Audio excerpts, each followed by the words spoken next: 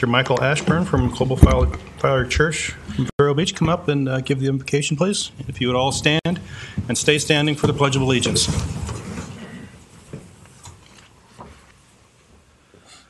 If you would bow your heads and pray. Father, I thank you for this day. And I pray, Lord, all of the things that the business matters and the decisions to be made will be made with wisdom. They will be made with unity and of a like heart. Lord, this is your city, and I pray that you would do mighty things here. I bless this city. I bless this board. I bless the people here and all of the things that concern them. I pray that it would prosper and it would fruit and do mighty things. And I give you the praise and the glory for everything you're doing in Jesus' name. Amen. I pledge allegiance to the flag of the United States of America and to the republic for which it stands, one nation, under God, indivisible, with liberty and justice for all. Okay, Ms. Vaught, would you call the roll?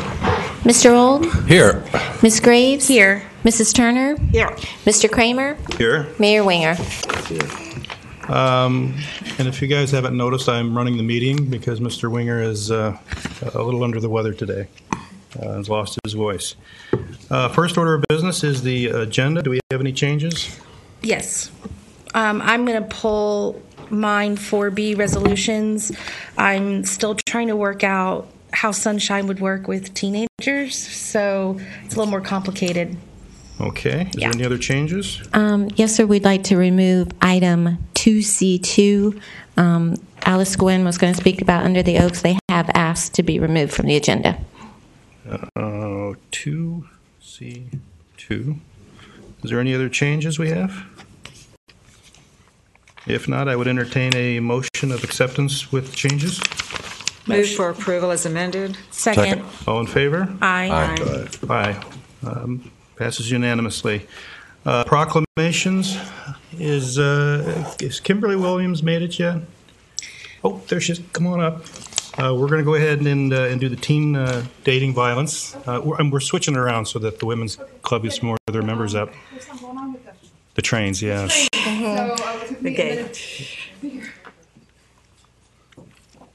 Well, I'll go ahead and read the proclamations and give you a chance to speak afterwards. The proclamation states that intimate partner violence is a serious and deadly crime in our society. Likewise, teen dating violence is similarly dangerous, yet only 33% of teens tell anybody about the abuse. And teen dating violence takes many forms, including abuse through social media, physical, emotional, psychological, sexual assault, stalking, and furthermore, 81% of parents believe that teen dating violence is an issue. And about 1.5 million high school students nationwide are physically abused by their dating partner in a single year. And females between the ages of 16 and 24 experience the highest rate of intimate partner violence, almost triple the national average, as 1 in 3 adolescent girls in the United States is a victim of abuse from a dating partner. And Safe Space Incorporated is promoting Teen Dating Violence Awareness and Prevention Month, offering education for teens, parents, and the community to increase their knowledge regarding this issue in an effort to promote healthy, safe, and nonviolent relationships throughout the society. Now, therefore, the City Council of Vero Beach does hereby recognize and honor the month of February 2015 as Teen Dating Violence Awareness and Prevention Month, and furthermore expresses sincere appreciation to Safe Space and for those committed to the promoting peace and prevention of teen violence in our community. Well, first of all, I want to thank each and every one of you for, allowing this to happen and letting me be here. I'm new to Safe Space, but I have been pounding the pavement here in Indian River County with this month. I've had multiple events, and we've been out in the county, and I actually have another event coming up this Saturday. But, the importance of this is violent behavior typically starts between the age of 16 and 24. So that's what makes this kind of education so important, because we target that age right prior to that. 1 in 3 adolescents has been a victim of some form of abuse by a dating partner, and they say that only 33% ever really tell anybody about it. So that speaks to the people out there that aren't getting any help. So not only can these effects be felt throughout a person's entire life, they pass it on to future generations as well. So it's very important that we really get out there and, we're using this proclamation to help us along. So again, I just want to thank you so much for allowing this to happen. Absolutely. Thank you very much. Thank you for your great work.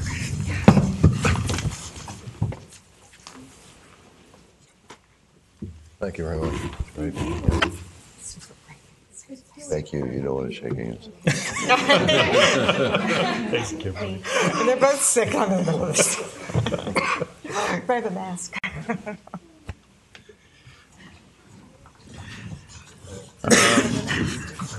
We're going to move on to the National Invasive Species Awareness Week. Janice Berta and Steve Goff. Oh, come on, Janice.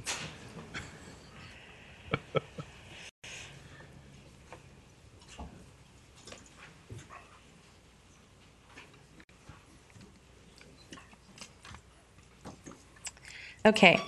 Whereas the Vero Beach City Council recognizes the value of preserving the City of Vero Beach's unique natural lands, its rare species and native plant communities, and wildlife for this generation and future generations, and invasive non-native species negatively impact native plants, animals, and local agricultural and ecotourism industries by displacing native plant communities, altering hydrologic regimes and the functions of wetlands and waterways, and degrading habitat for native wildlife and the appearance and enjoyment of natural landscapes. And the cost to prevent, monitor, and control invasive species, combined with the cost to crop damage, fisheries, forests, and other natural resources, costs the United States $137 billion annually. And the cost of managing Florida's invasive plants alone is estimated at $100 million each year. And the cost of animal management could easily exceed that figure. And the City of Vero Beach recognizes the threat of invasive species and encourages education and management of our valuable natural areas. Now, therefore, the City Council of the City of Vero Beach, Florida, does hereby proclaim the week of February 22nd through February 28th, 2015 as National Invasive Species Awareness Week and encourage residents to educate themselves on the threats posed by invasive species. Thank you very much for your support and your awareness of this problem. Volunteers in Indian River County worked more than 650 hours in 2014 trying to combat these plants that go from the nurseries to people's yards and then they escape because of wildlife or wind or sometimes people just discarding them in places they don't belong. But thank you for your support and we appreciate it. Thank you. Thank you very much. Thank you. Thank you very much. The volunteers who have been trained through the Florida Medical Entomology Lab, University of Florida, and Pelican Island Audubon Society have been working since 1989 on the invasive pest plants in our county and in our city, and we very much appreciate their efforts. Thank you. Thank you.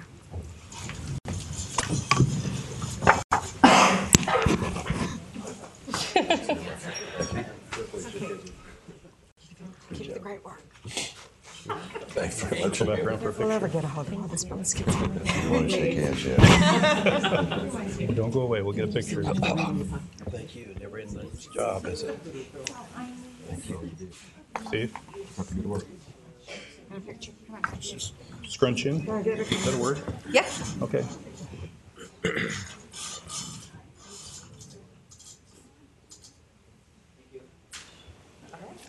All right, fast.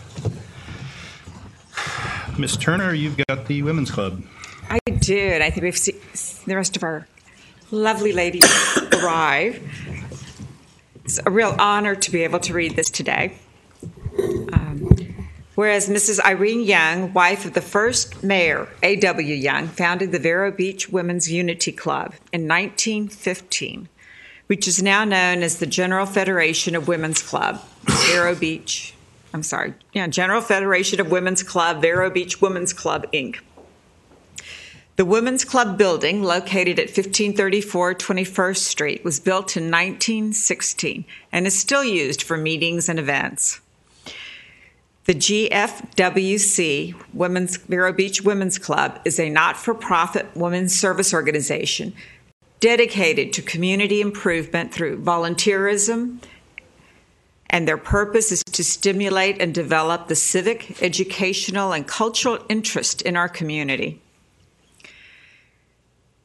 The GFWC, I don't know why they keep repeating this one, I'm struggling with it. Anyway, Vero Beach Women's Club started the city's first library at their headquarters as part of their commitment to literacy and was the only library until 1962. The Vero Beach Women's Club also built a garden along the Indian River Lagoon, provides mentoring to students, and raises money for academic scholarships for graduating seniors. But unfortunately, some of the club's most notable accomplishments remain publicly unrecognized. Now, therefore, the City Council of the City of Vero Beach does hereby recognize and commend the GFWC Vero Beach Women's Club for their outstanding community service and encourage the people of the City of Vero Beach to join with them as they celebrate their 100th anniversary. Wow. That's impressive.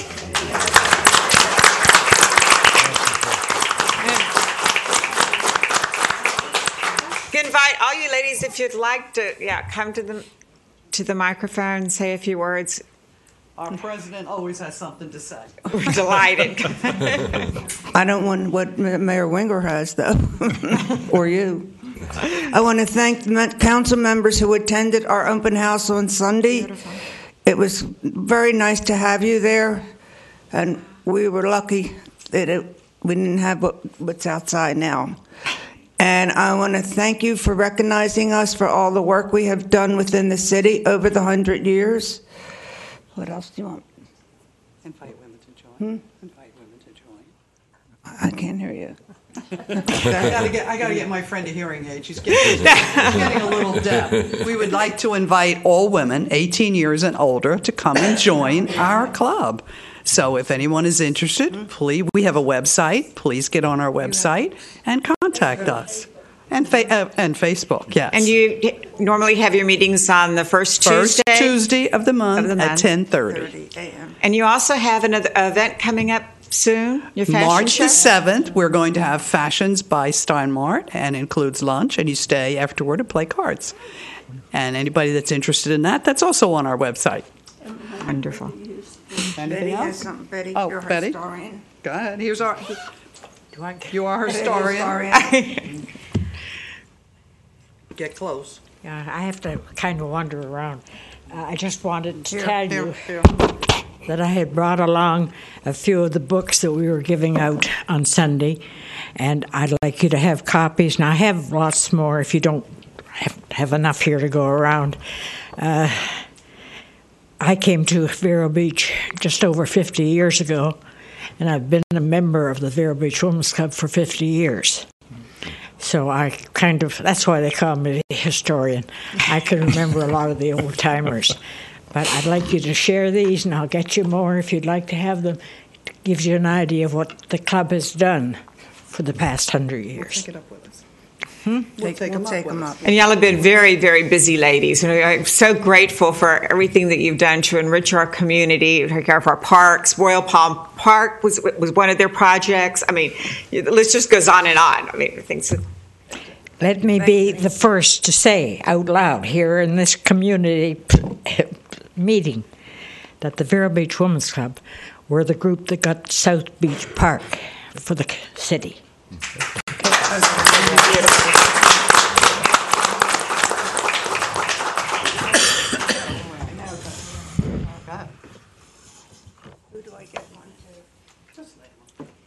Thank you very much. Thank you. Thank you very much. Thank you. I'll fill your hand. I watched them. I got Both these guys are sick. They're both sick, so I'm not sure I'd shake their hands, George, but y'all are living bravely. No, we certainly understand that one.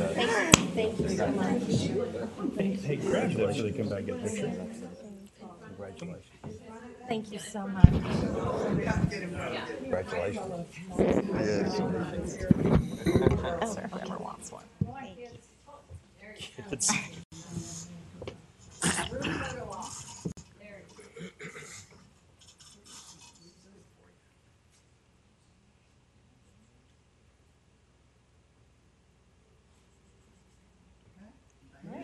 All right. Thank you. Thank you, ladies.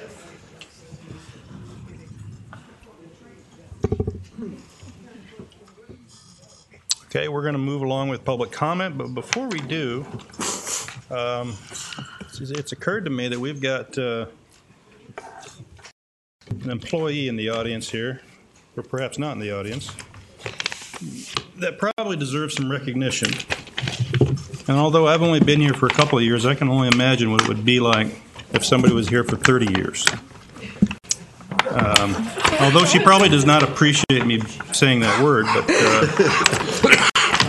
without any reservations, it's extremely important that we recognize Ms. Tammy Vach for 30 years of wonderful service, and definitely a person worthy of at least this type of recognition. She's a wonderful lady.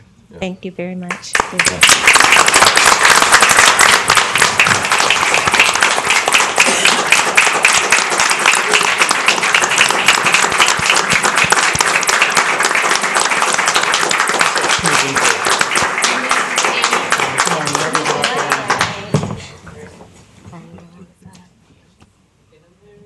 Come on, guys. Come on, Randy. Getting They'll be closer sick. and I know, closer. with these sick people. Hold your breath. Tammy, I won't breathe. Thank you. And then for me, 1, 2, 3. And we'll take one more just in case. Smile. Thank you. Nice. Thank you very much. Thank you. Congratulations. Congratulations, Tammy. Thank you. Pass that down. Next on our public comment, Shotzi and with the rowing club. Good evening. I'm Shotzi LaJoy at 3635 Flamingo Drive, Vero Beach, Florida.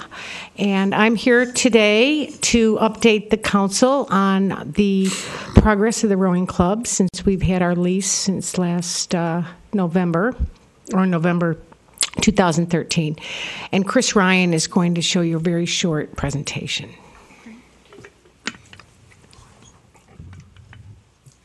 Thank you. I've been here before. For some of you who've been here for longer than me, at least 3 times.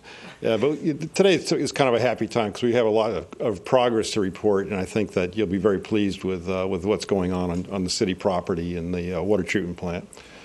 The club is, as you know, it should be hopefully on your monitors, is it? Mm-hmm. Okay. Is devoted. It's a nonprofit organization devoted to bringing rowing and paddling sports to the community, and we've made some real progress. We wanted to talk a little bit about that today.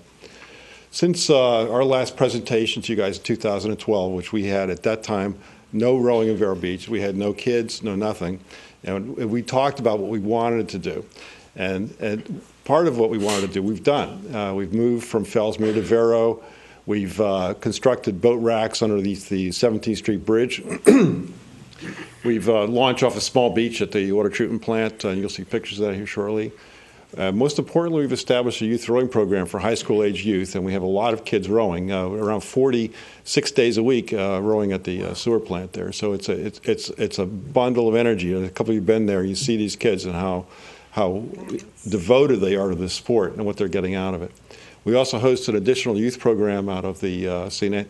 Andrews from Fort Pierce. Kind of moved in with us and are working with our kids. Kind of they feed off each other a little bit.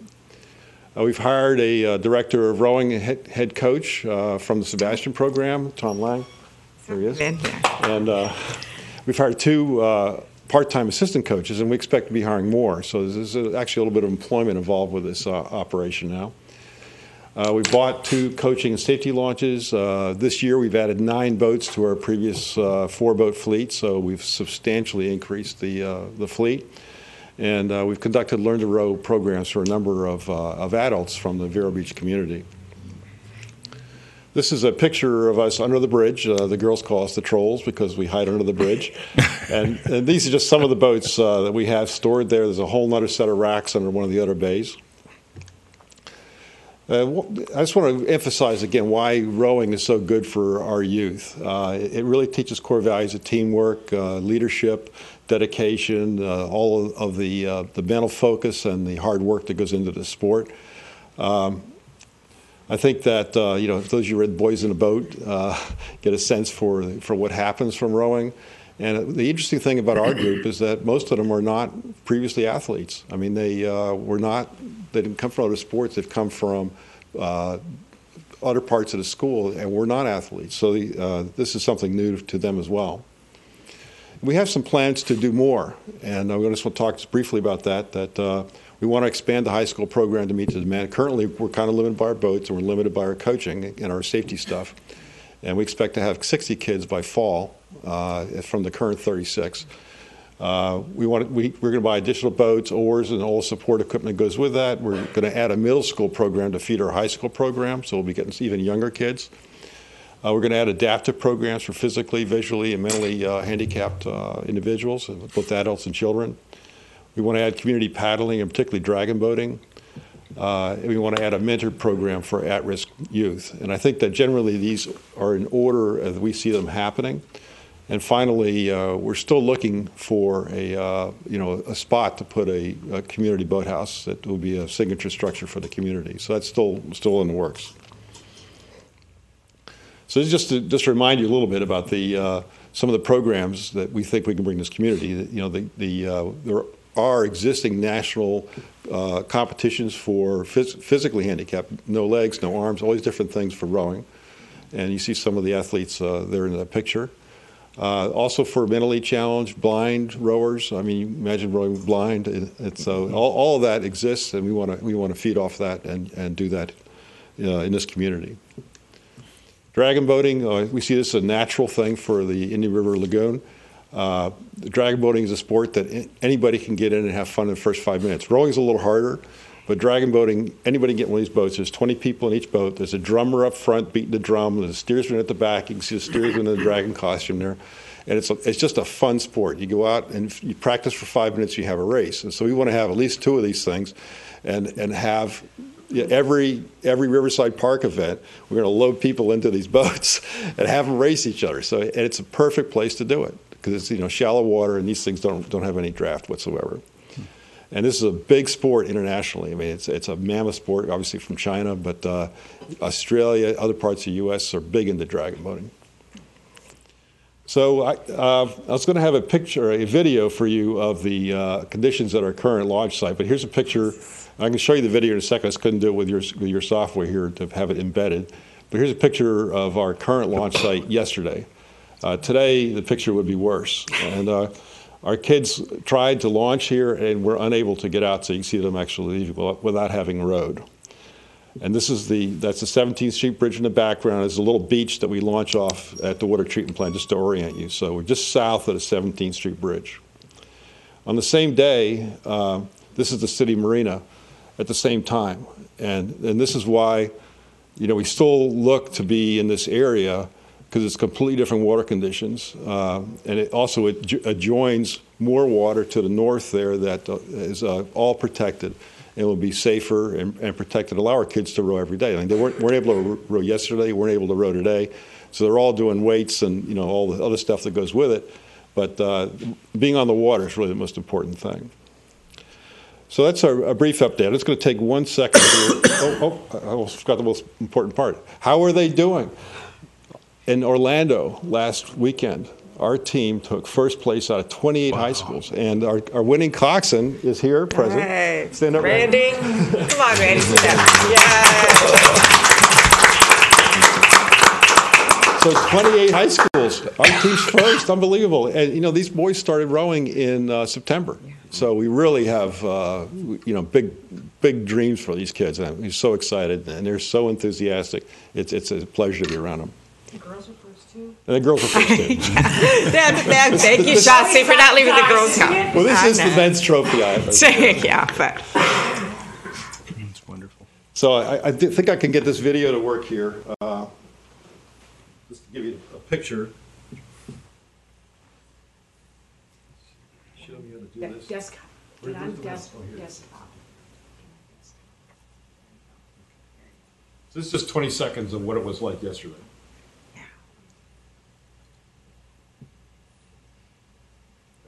We say worse today, but really get some flavor for how difficult it is to launch row in these conditions. And eventually, as you saw, they actually didn't row. They couldn't row. Yeah. Coach came down and saw this and said,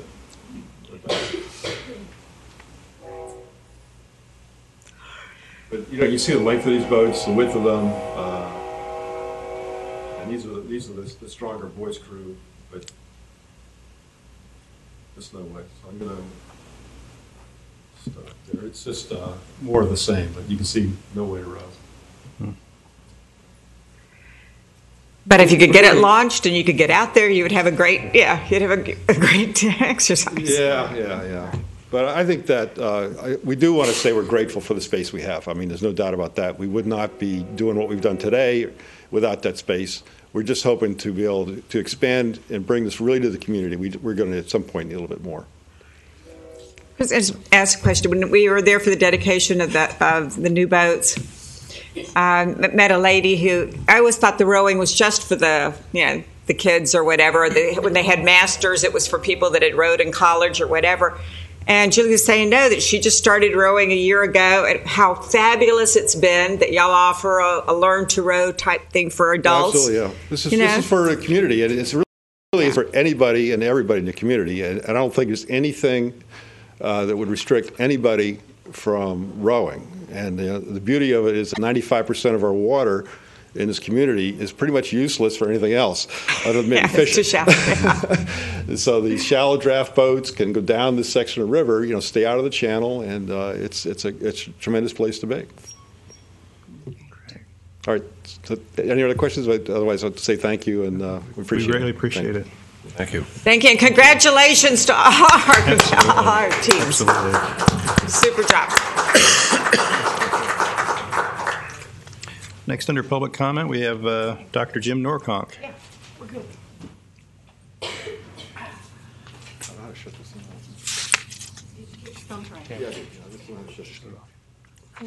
Shut up. She'll get it. Chris, she'll get it.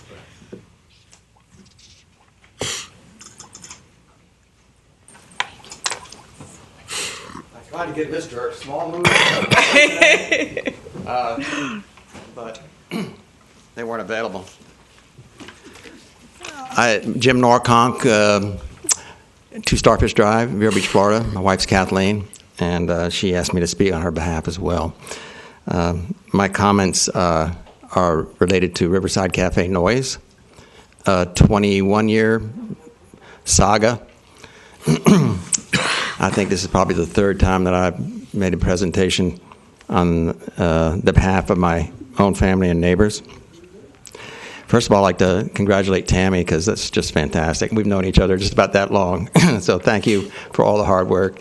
And the rowing team, though they left, but they were out in front of my house on the end of Starfish Drive in Vero Beach Isles, and they were out there tonight, and it was fantastic. And these people are, and it's just a great thing. And actually, I've come up with a potential option for them for a boathouse. I think it just might work. Let's call him back in. Yeah. It's called Riverside Cafe. Now we laugh. I mean, it would be a terrific venue for them. I mean, it's right there near the shallow waters.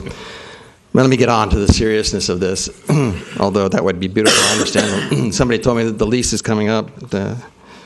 I was going to say, rather than be repetitive, I actually will be repetitive. This dates December the 3rd, 2013. Mr. Jim Norconk recalled that back in 1995, Riverside Cafe was pounding music into his house. In 1995, he asked the City Council to resolve the issue. And he's at today's meeting to ask the council to formally take action to resolve this issue. He said that it is interfering with his work, his sleep, prayer life, social life, and well-being, which is the case for several of his neighbors as well.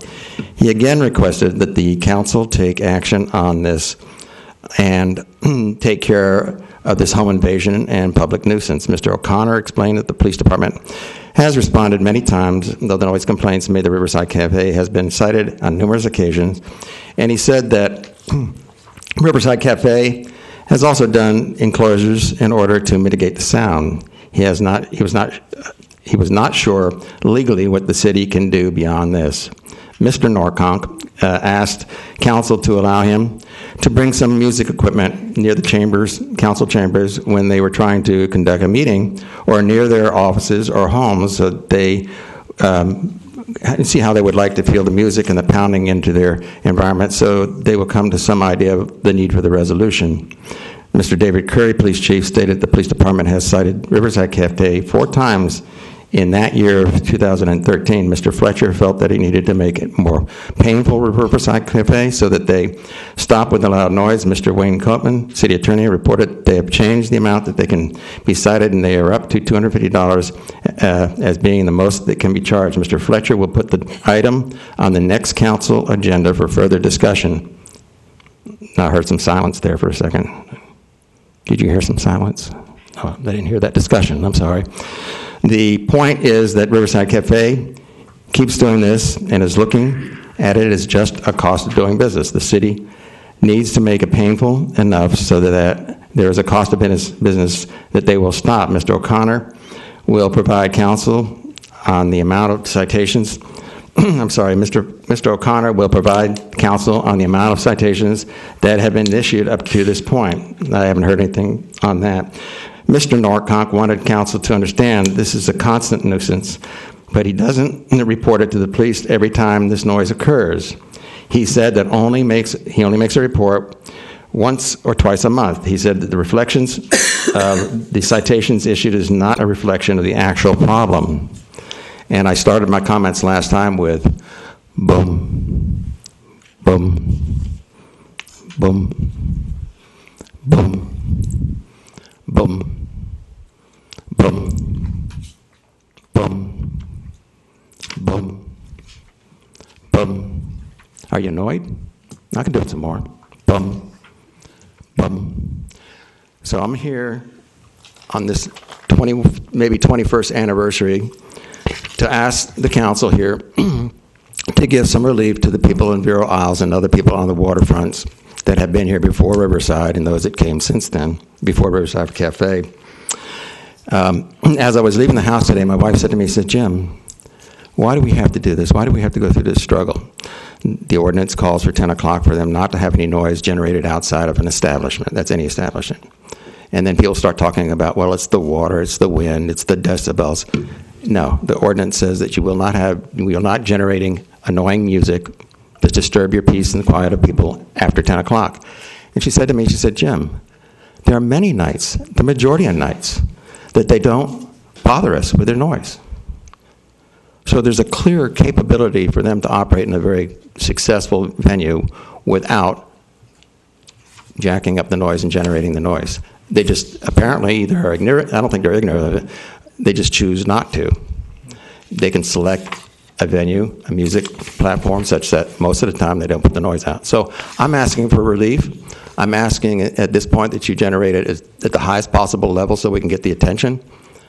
We do this in an iterative fashion. We started 21 years ago doing it iterative, and now I'm 21 years later, and it's not been resolved. So I would encourage the establishment, if they're listening to this, is to be rational about it, be a good neighbor, and to return to those capabilities that you have to contain your noise. And I strongly encourage the council to take action. If they would, I'd be interested in any motions or whatever, but actually ask them to get back to me on this. By the way, I have in front of you, just for your records, I think it's 12 pages of notes every time they've come. This is since 2010. Those are my personal notes. I also asked the police department to generate a list. These are actually fine line lists of all the different types that there's been noise complaints. It doesn't give the results of all that, but it's a total of 94 times since 2003. The records prior to that, I'm told, have been destroyed. And this goes back to 1995 on our behalf. Mr. Strunk and his wife have been very strong about this as well. They're not in a position right now to take the action that I'm trying to take right now, and maybe some of you are aware of that, but appreciate whatever you can do. Thank you kindly. One last word. Bump. Okay? Oh, these are the files, if you're wondering what this is. These are just part of the files that we've had on Riverside Cafe. over the many years. I don't want to bore people with all of it, but that's what this is about. Thank you, Jim, for coming up. If you could do me a favor and just kind of keep at us here for the next week or two so we can make sure we get something done on this. Mr. Ray, you've been very patient.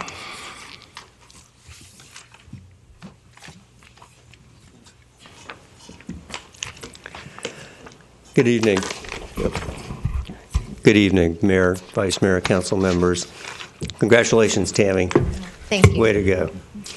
Citizens, as I always say, I'm very glad to be back here and very glad to be of service to your city and your citizens. I have a few things to cover tonight. One will take longer than others as far as my own agenda of things to cover goes.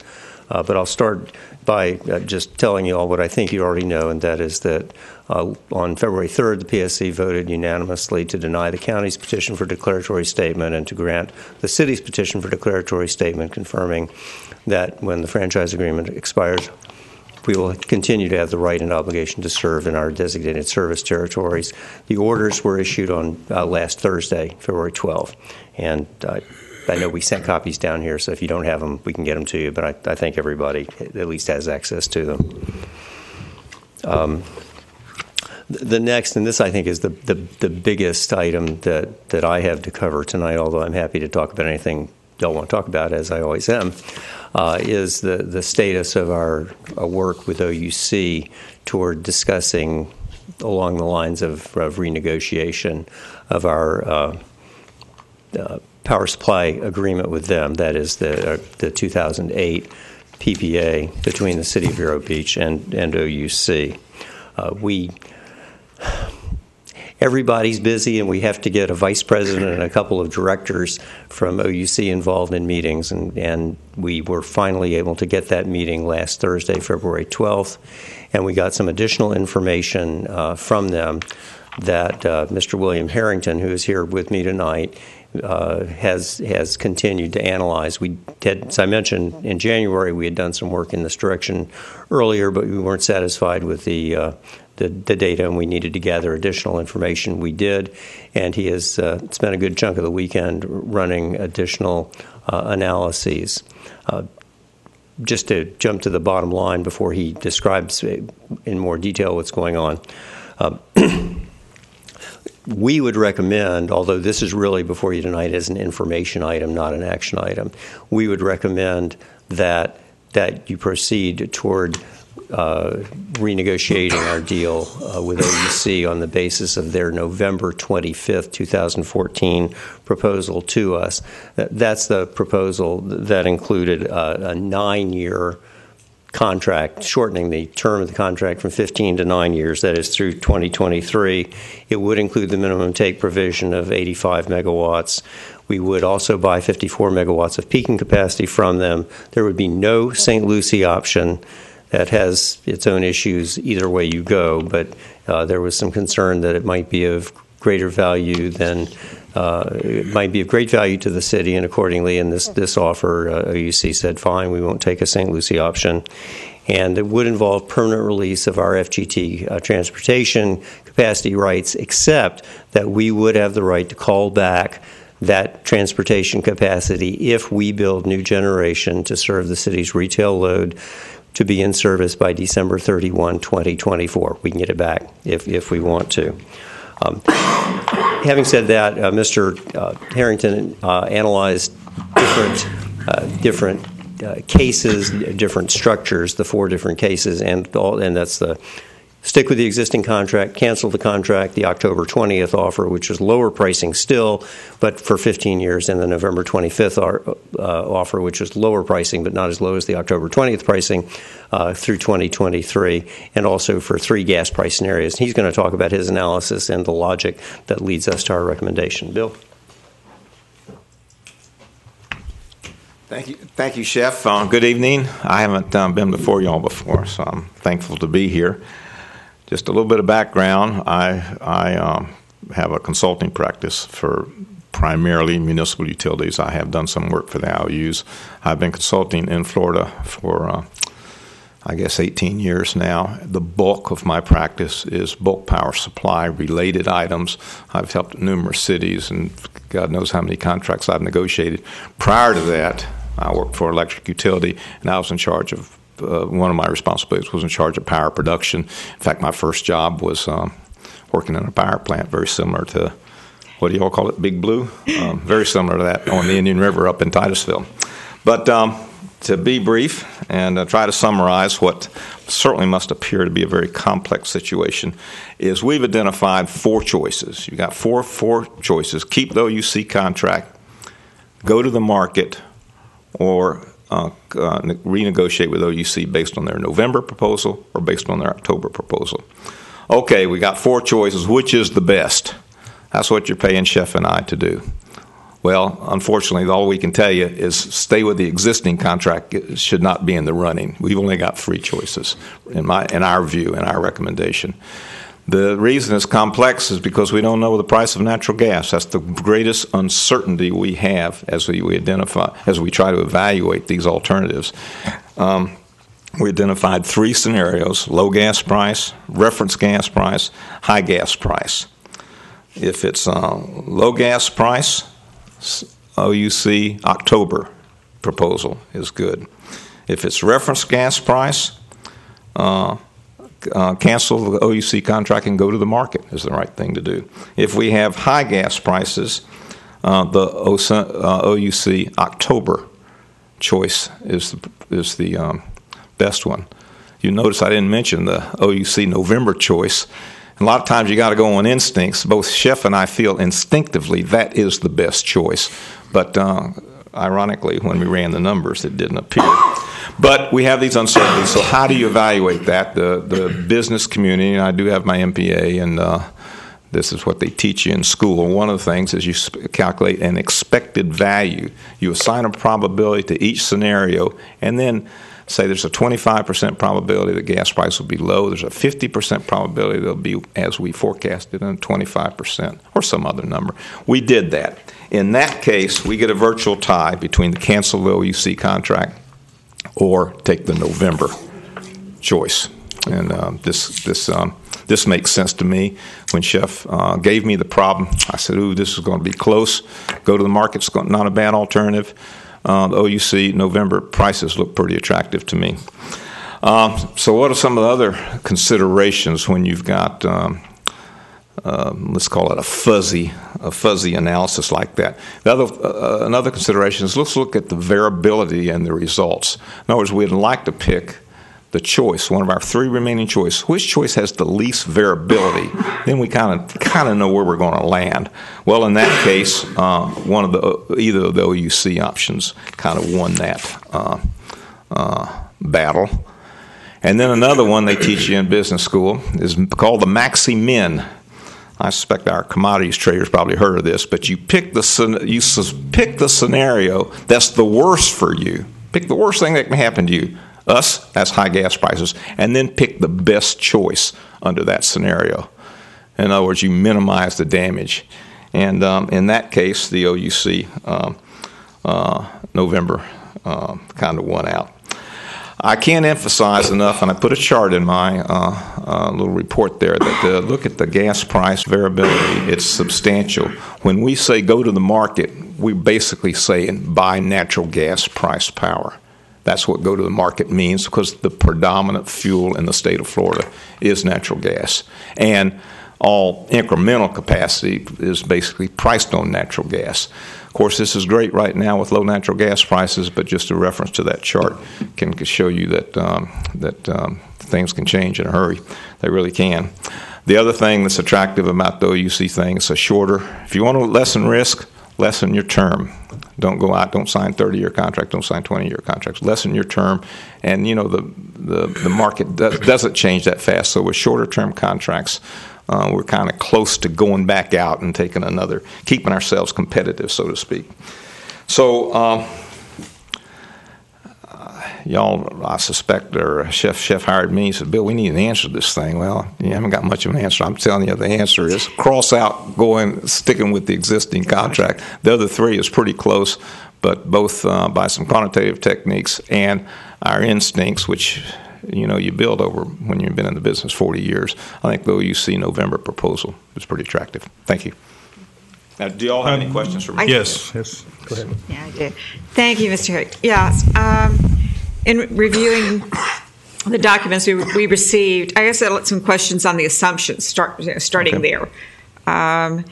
It states that the peak demand energy requirements are based on the most recent OUC projections for the city.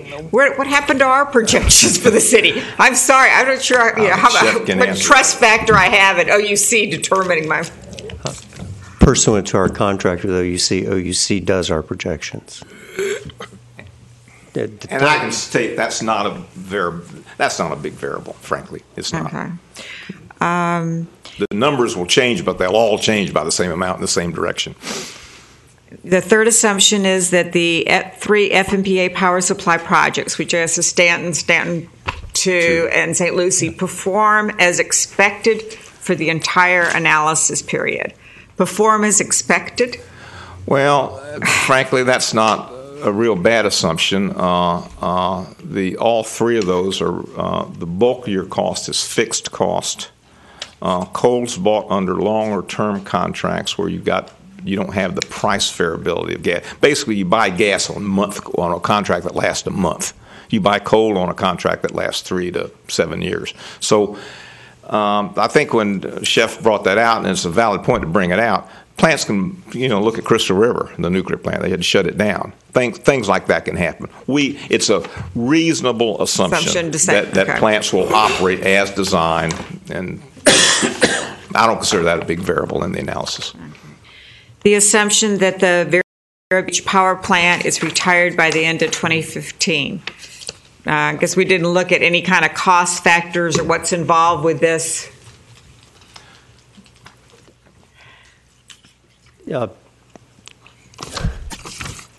That's based on conversation. Well, it's based on 2 things. One, conversations with Mr. Richards, some rough, or maybe not so rough, cost information regarding 3-year projected R&R, repair and replacement, or capital expenditures associated with those, and as comparing that alternative to buying the peaking capacity from OUC. We have Big Blue, principally because we have Unit 2 and 5, the combined cycle unit, to provide 54 megawatts of capacity that we don't have to buy from OUC. Shutting down 1 and 4, we've already retired 3. Retiring 1 and 4 hardly saves us anything because you still have to have the facility and the manning and everything. The facility and the labor there. So if you're going to make it's one more layer of complexity. The economics of this either proposed transaction with OUC, either the October discount deal or the slightly less discount November discount deal, work for them as a total economic package because pursuant to either deal, they're able to sell us the peaking capacity.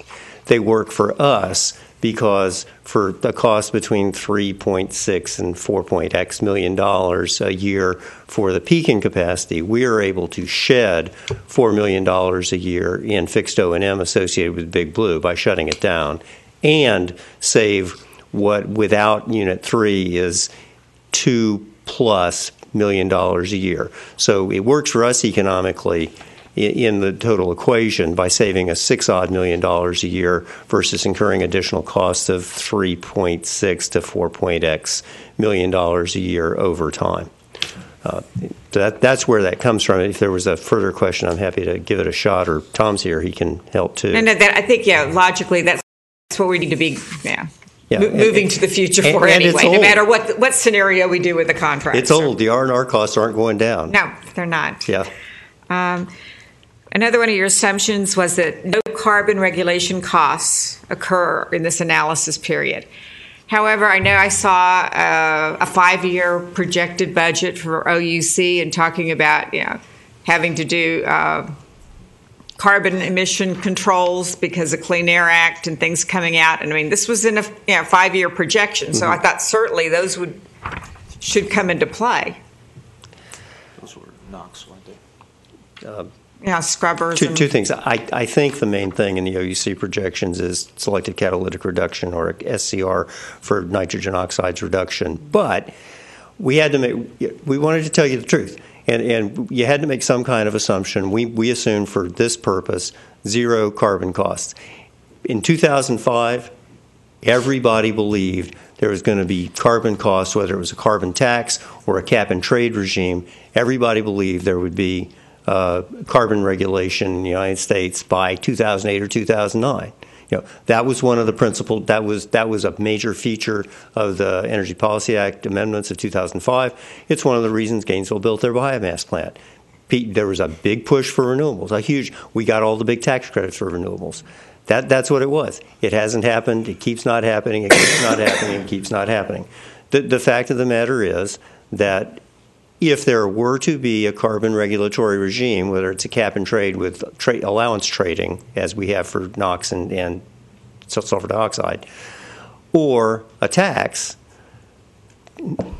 knock wood, assuming reasonably that the tax would be applied on CO2 emissions, coal gets hit worse than gas to the tune of about 10 to 4. If it's $10 a ton or $10 a megawatt hour equivalent for coal emissions, it's about $4 or 4.2 or 4. It's in that range for gas. We for these purposes, we simply assumed no carbon regulatory cost impacts and told you that was the assumption we used.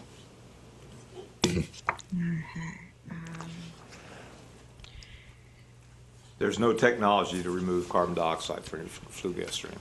Just quit running your plant. No cost effective. Just turn it off. Yeah, technically you can take it out, and you can, if you live in a place where they're doing secondary and tertiary petroleum recovery, you can pipe it off there and shoot it down in there to facilitate the extraction of the petroleum products. But that ain't happening here. No.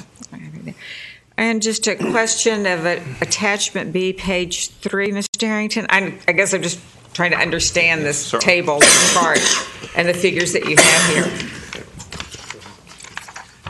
here. Looks like you're running down the... Table 2, is that correct? It's attachment B, page 3 of 3. Okay. That's, I believe that's shifts. And the top's OUC system product. Okay. Yep. We had a flying paper clip. That was the source of my little exclamation. Okay. And your question is? I'm just trying to understand the headings and what actually this means. Okay. The top set of figures shows the total payments for the OUC system product under different pricing regimes and savings. The right-hand column shows the peaking product costs. The bottom table shows the actual rates that are proposed for this option. Okay. So those are actual costs. That's a if you look at, let's just say, look at the 2016 row in the bottom table. The existing PPA, which includes transmission, next year we'll be paying $13,760 per megawatt month, or $13.76 per kilowatt month. Under the alternate proposal offered to us by OUC, we'd be paying $6,250 a megawatt month plus $1,566 per megawatt month for additional transmission, for a total of $7,816, I think. I think that's the right number. If you add those two numbers together and multiply it by the projected number of megawatts, that'll give you the number under the alternate PPA of $9,191,000 for capacity payments in 2016. The delta between the $16.182 million for the existing PPA and the $9,191,000 is the PPA savings number of $6,991,000, which in previous conversations I rounded to $7 million a year of savings for that year. And the peaking product calculation is basically the same, but for the peaking product, not for the base product. Yeah, because at peaking product, you're seeing an escalation of 73%. I mean, it's dramatic. Thank you. Sure. I'll try to get this out. The transmission we need, what's the status of that? Excuse me.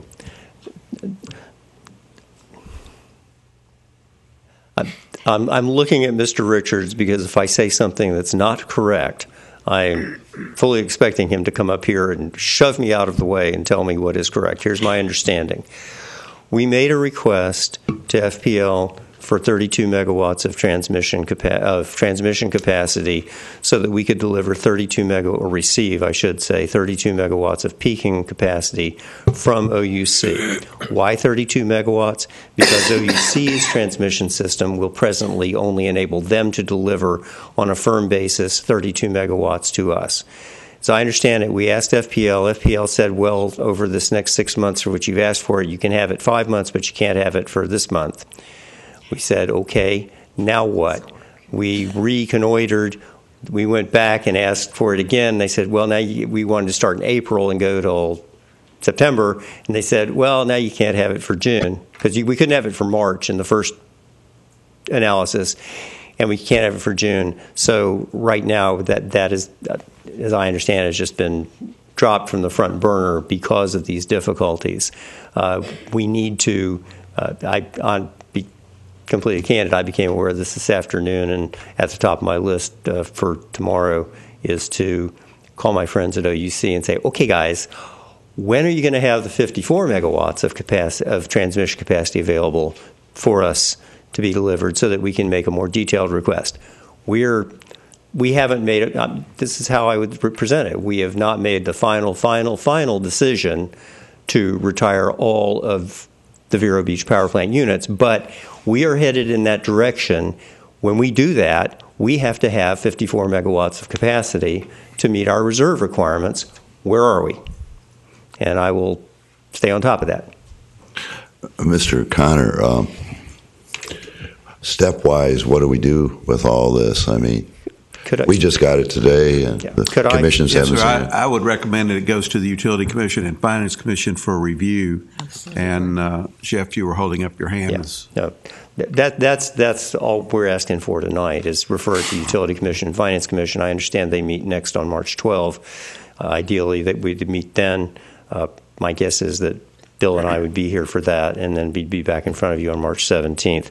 I did want to add one particular comment that I just think in the general proceedings Bill didn't get out. The really good thing about the November 25th option as compared to going naked to the market, canceling the PPA and going to the market, is this. Under either scenario, you're exposed to gas price volatility. With the OUC proposal, you have capacity price certainty. You're taking market capacity cost certainty or risk out of that equation. If you're in the market and things get a little tighter, and they are getting a little tighter these days, they don't have to get a lot tighter before it becomes a more significant factor. And there are risks. Crystal River 1, and we lost Crystal River 3. Because of the unfortunate event when they tried to refurbish it. And because of environmental regulations, Duke Energy Florida is shutting down Crystal River 1 and 2. There's other capacity in Florida that is vulnerable to being shut. Actually, Gulf Power, although it's not in the peninsular Florida region, Gulf Power just announced that they're retiring their coal units at their Smith plant in Panama City.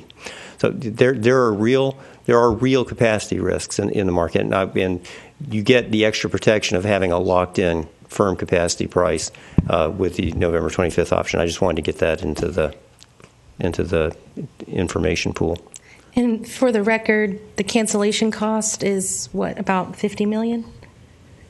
Oh yes, if we walk from the contract. The cancellation cost is actual damages subject to a cap of $50 million. OUC's belief, and I will tell you mine also, based on rough calculations, is that after they mitigate their damages, the differential between what we would pay them and the market value, which would be their mitigation value, over the remaining period of the contract would be a lot more than $50 million.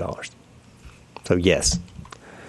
But that $50 million is what's in the walk scenario? That is built into the walk scenario. Okay.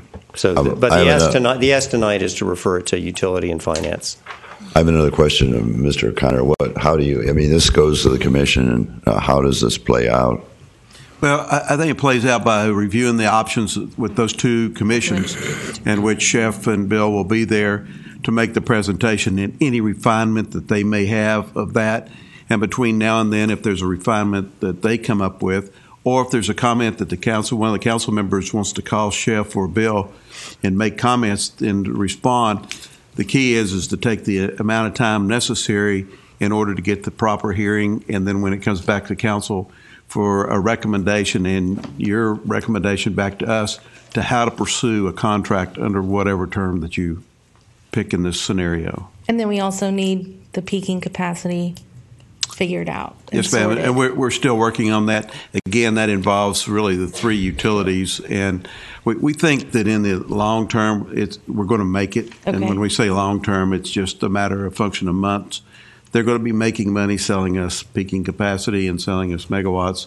It's just a matter of finding that trail for transmission. And there may be another opportunity somewhere else that we haven't seen. What about the legal issues we're facing? Are they confusing where we are, or are they going to add confusion to this? That is the Indian River Shore stuff.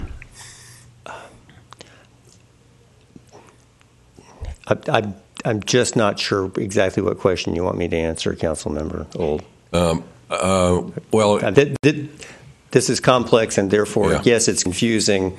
Can we make a decision? If we're asking about the OUC negotiations, I believe the answer to that is no. It is a potential complication, and it's not reflected in the written documentation. But I've had a direct personal conversation with OUC's General Counsel, Chris Browder, on the subject of what happens if we should lose sales volume, either through a judicial decision or through legislative action. Mm-hmm. And he said, we can work this out. We will work this out in a manner that does not leave Vero Beach having to pay for sales volume that has been lost due to judicial or legislative action. Okay. Didn't you earlier say there was some type of contractual provision for that you guys were working in? That's the same thing I just articulated, and we're not to the point. A month or so ago. I did mention that earlier. We're not to the point of actually working on definitive agreements. That, knock wood, will hopefully come on March 18th. After the March 17th council meeting, we'll get to work on negotiating the definitive agreements. But that's the verbal commitment I have, and I rely on that with high confidence. One other thing you haven't updated us on is the Indian River Shores matter. As I think you know, it remains in abatement by operation of operation of the intermediation agreement until March 2nd.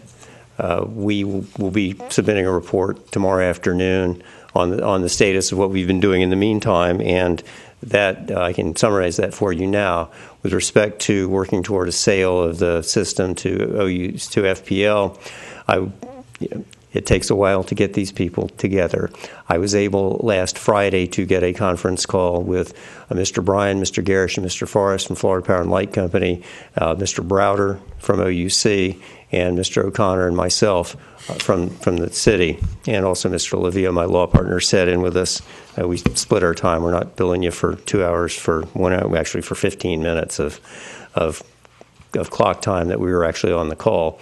But we convened the conversation, and they said basically nobody had any new ideas for how to move the process forward.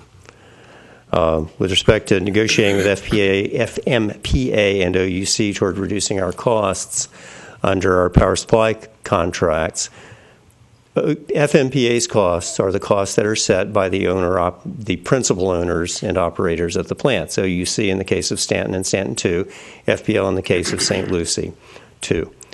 Actually, St. Lucie, we get a little bit of power from St. Lucie 1 sometimes. FMPA says, we'll be happy to meet with them. Jody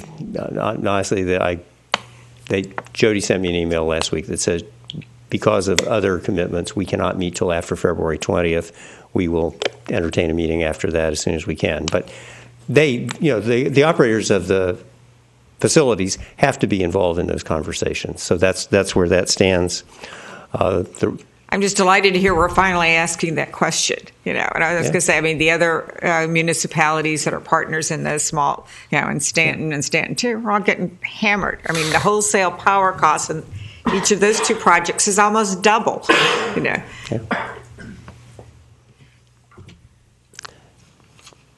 We're working on it, to the extent we can, which is to convene the conversation. Just to ask, Yeah.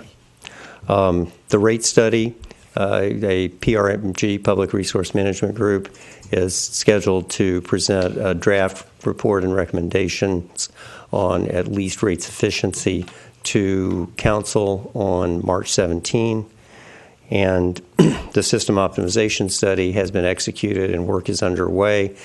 There are 5 different items within that study, and they have different completion dates, the earliest of which is the generation site options matter, which has a 60 days from February 9th completion target, which puts it to April 9th or 10th. And then the others are 90, 120, and 210 days. Aren't those, but those are days once they've received information. Is the way it's couched. Having worked with many engineering proposals, and that's a really key thing because we have one that's, I guess the furthest one out was 210 days after they've collected all the information. Okay, I'm sorry. It's dependent on staff and how we're able to respond to them and how much they asked. Also on the PRMG, now it's important. It's going to be very preliminary because they're not going to be able to factor in anything from the optimization. Yep. And so it'll be very preliminary with some comments on ideas that they have on doing some name changing and that kind of stuff. But until they get a better feel for the optimization, they can't really program in any of those projections. Well, Councilmember Turner was correctly asking about when are we really going to see results from the optimization study? And all I can say is, we have control over furnishing information in response to their requests. And I'm not going to claim I have control, but I am friends with the senior management of Power Services. And they take my calls, and if it becomes an issue, I will harass them. Good-naturedly, of course, but that's actually worth something to y'all. Well, this comment, Jim, what we're going to have tomorrow in this letter and what we'll have on March 3rd is we have a very promising work in process, but we don't have the answers. That is correct. All we can do is give a status report based on the facts on the ground tomorrow. Yeah. Well. Okay. Do we have any other questions for Mr. Wright? Thank you. Thank you. Okay. I mean it when I say I'm glad to be here. Are there any questions on the FMPA that we might be able to tie in while Chef is here as to where we are in that process? Because we have used him as a resource in trying to put together some information. And I know Randy Old has taken the motion that the council made to the FMPA and made a recommendation to the board. They have another meeting coming up on Thursday in which they hopefully will take action on that recommendation at that point. But before Chef jumps and runs, just want to make sure that if there are any questions you might have. Yeah, I think that's a good topic. I listened to the session on Monday and would encourage those to listen to the session on Thursday, I believe it is. I think it would be appropriate for Mr. Old to give us a report. On Tuesday, there was both a board of directors meeting and an executive committee meeting of FMPA, and I attended. There was an audience from people from Vero. And there's a discussion. Basically, the purpose of it was a discussion of the response of FMPA to the audit, and whether or not the draft that everybody had was appropriate. The conclusion was that the draft was appropriate with minor changes, and then a paragraph that explained basically the political side of it, what had happened, the story behind it, what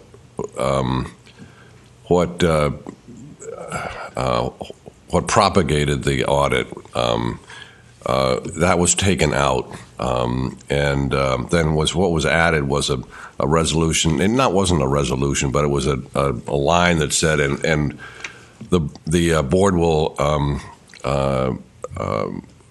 think about doing a management consulting group or some kind of independent group coming in to do a study of what the business response to the audit should be. And that's what was passed at this meeting. There was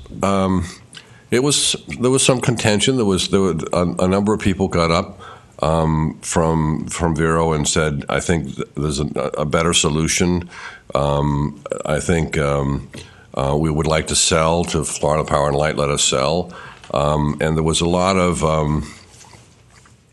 remarks about Vero wanting to get out and causing trouble, that we were because of the atmosphere we had here, litigious and such, that it was reflecting on them, and they didn't like it so much.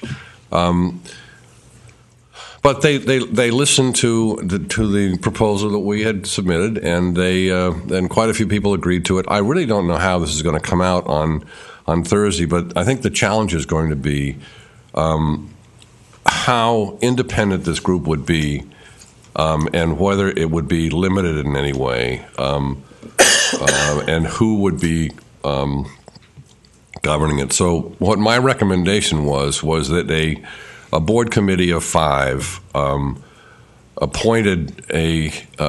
hired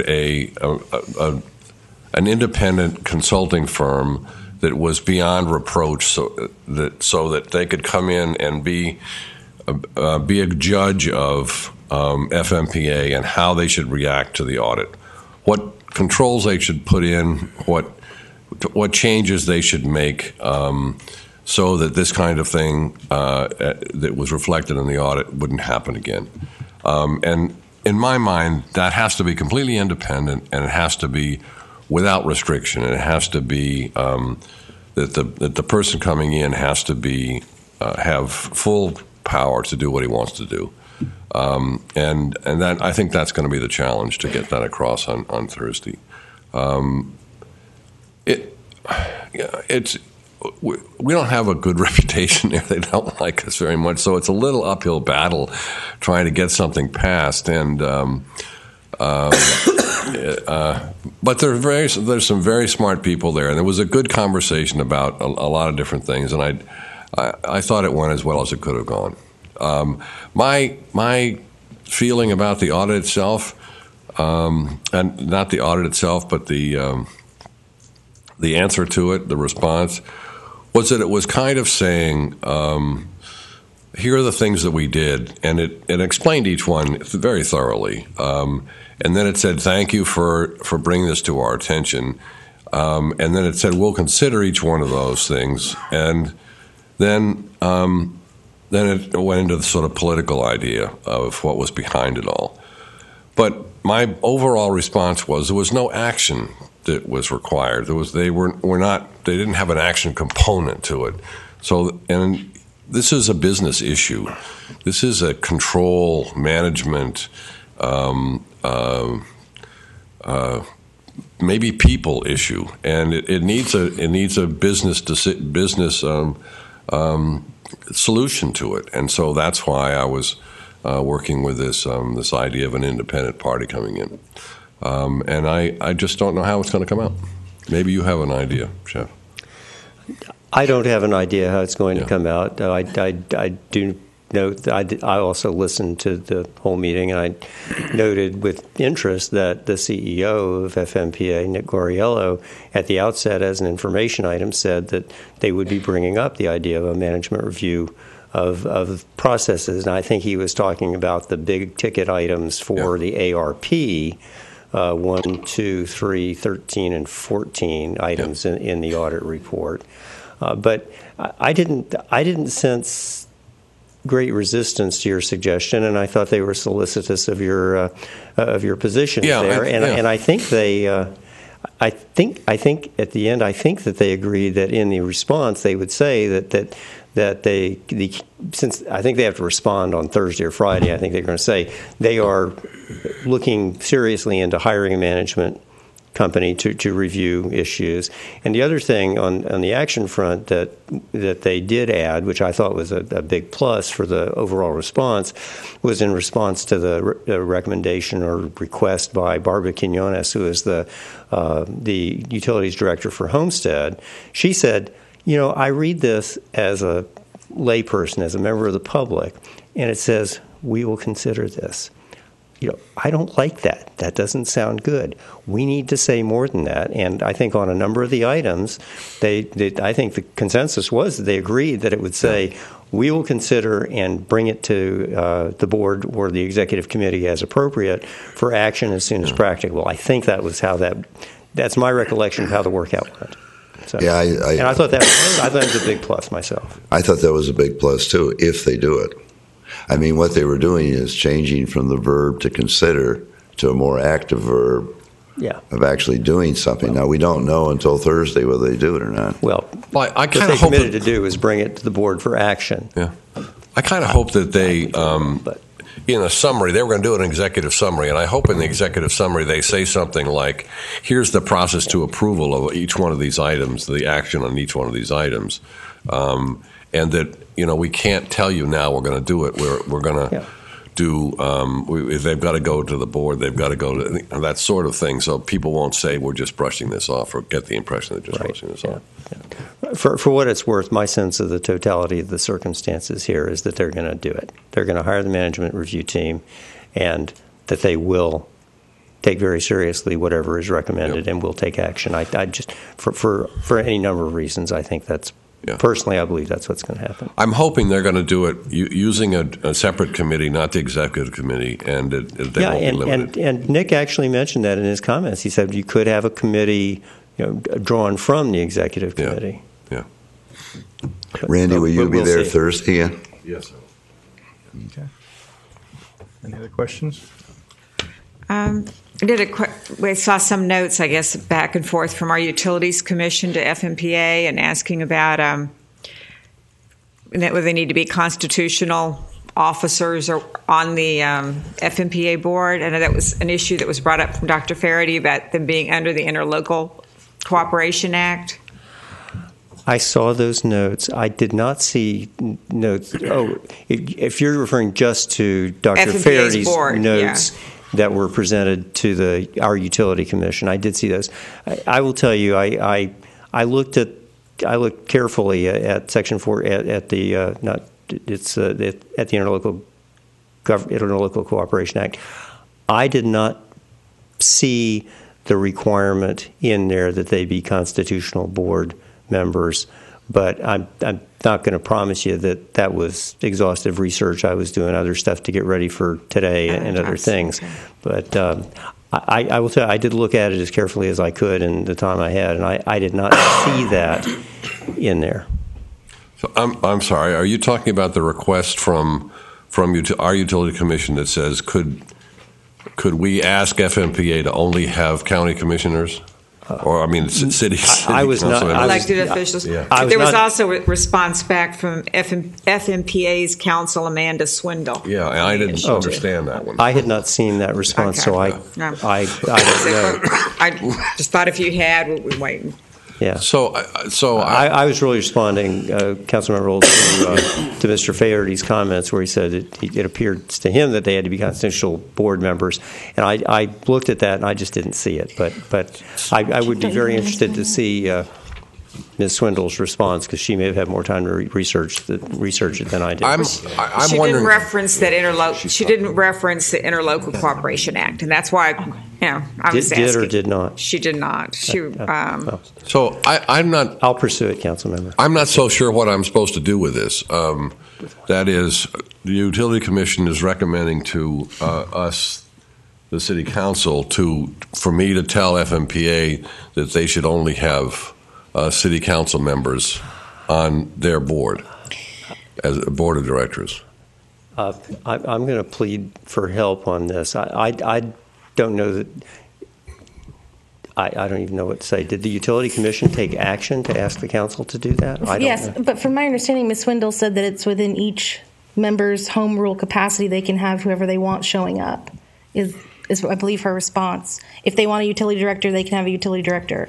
If they want a council member, they can have a council member. I think that's the practice, and I think what our Utility Commission is saying, that I ought to be telling or asking FMPA to change that to make it only city council members. And I'm reluctant to do that, not just because it would be an uphill battle, but I'm not so sure it's the right thing to do, because often this is very confusing, and it's better to have a utility person there than it is for a city council member there. It's just to have some consistency, I think, is the most important thing. When you have a municipal election every year, and to get your hands around all these issues, if you're changing people out every year, you're not being better represented. I think what the commission was hoping, that if you were an elected official, at least you'd be more accountable to the constituents.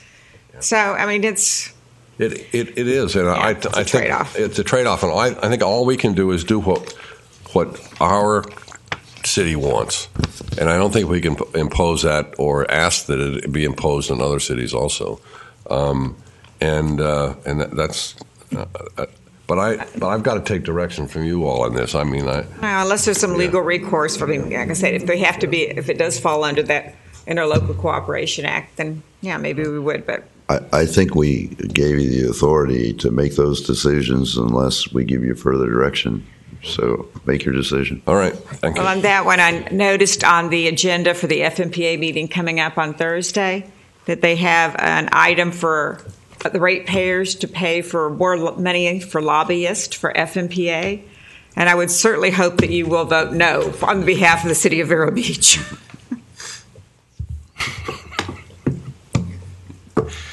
We don't have any appointments to the county commission where we can convince them to vote no for their political consultants, do we? I'm pretty sure you don't, Vice Mayor. Okay. If there's any no more questions, we will see you in the next Utility Commission meeting and Finance Commission meeting. Yes, sir. Thank you. Mr. Moocher, you can open us up for public comment. Thank you. It makes me nuts. Mark Mucher, 617 Indian Lilac Road. First of all, I'm kind of at a loss about the OUC choice because there wasn't any backup provided. I looked on the website. There's still not linked to that backup. So you all had that, and I didn't, so I couldn't comment on that. With regard to the FMPA meeting, I listened to the whole thing. And I don't have the warm, fuzzy feeling that some of you do. The first action they took, I'll remind you, was to hire a public relations person. I was a little alarmed about that. I think Mr. Old did a good job saying that the comments, the reaction to the audit itself, the draft that was prepared to submit to the Auditor General fell short, that it needed more work.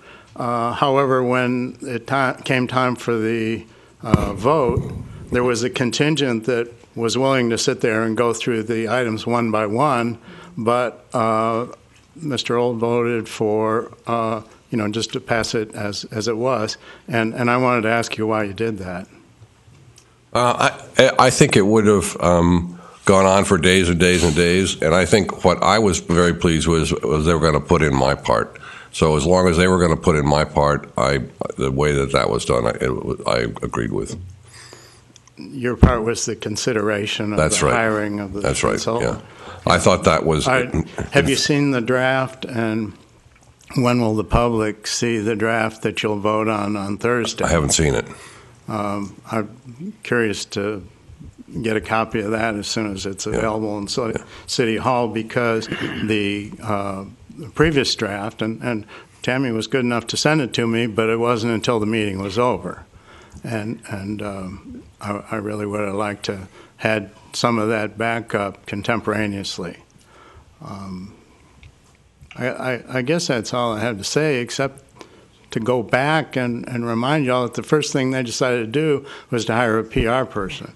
And that attachment B, which you referred to as the background, it was all about Vero Beach and Indian River County, and I believe there was a great deal of falsehoods in it. So while it won't be presented to the Auditor General, it is a public document, and I'd encourage you all to look at it and perhaps hold it against the FMPA for trying to put that kind of falsehood through.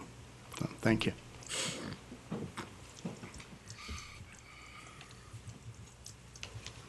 Mr. Kramer.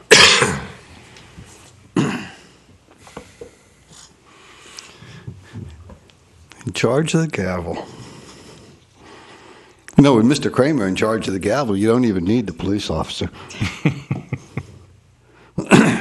It's not Mr. Kramer that has me shut up and taken out. It's the other guy sitting up there. Anyway, I did write down some things that I wanted to say, but before I get to that, you can't help but comment on some of the things that you hear. And I think that the mayor, not the vice mayor, the mayor, told me last time I was at this podium that going back in history doesn't serve any purpose. And he wanted me to move on and stop talking about the history, but Mr. Old, a couple of minutes ago, says we don't have a good reputation. Well, this goes back before you were born, Amelia. And Jay, I'm not sure where you were living. It was up north someplace. You were living up north, I think. Oh, yeah, I'm talking 30 years ago now. Texas. Texas. I'm sorry. I'm sorry. Yeah, people from that aren't from Florida, they're up north, right? Everybody. Yeah, I'm sorry. Yes, but you weren't living here either. And the mayor still had his place in New Hampshire. I don't know where Mr. Old was living. It was Georgia, for the record. Georgia, wherever.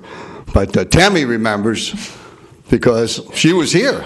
I was here too, wasn't I, Tammy? I was here bothering you then. And anyway. We don't have a good reputation. That's because we sued FMPA, right? Because we went after them.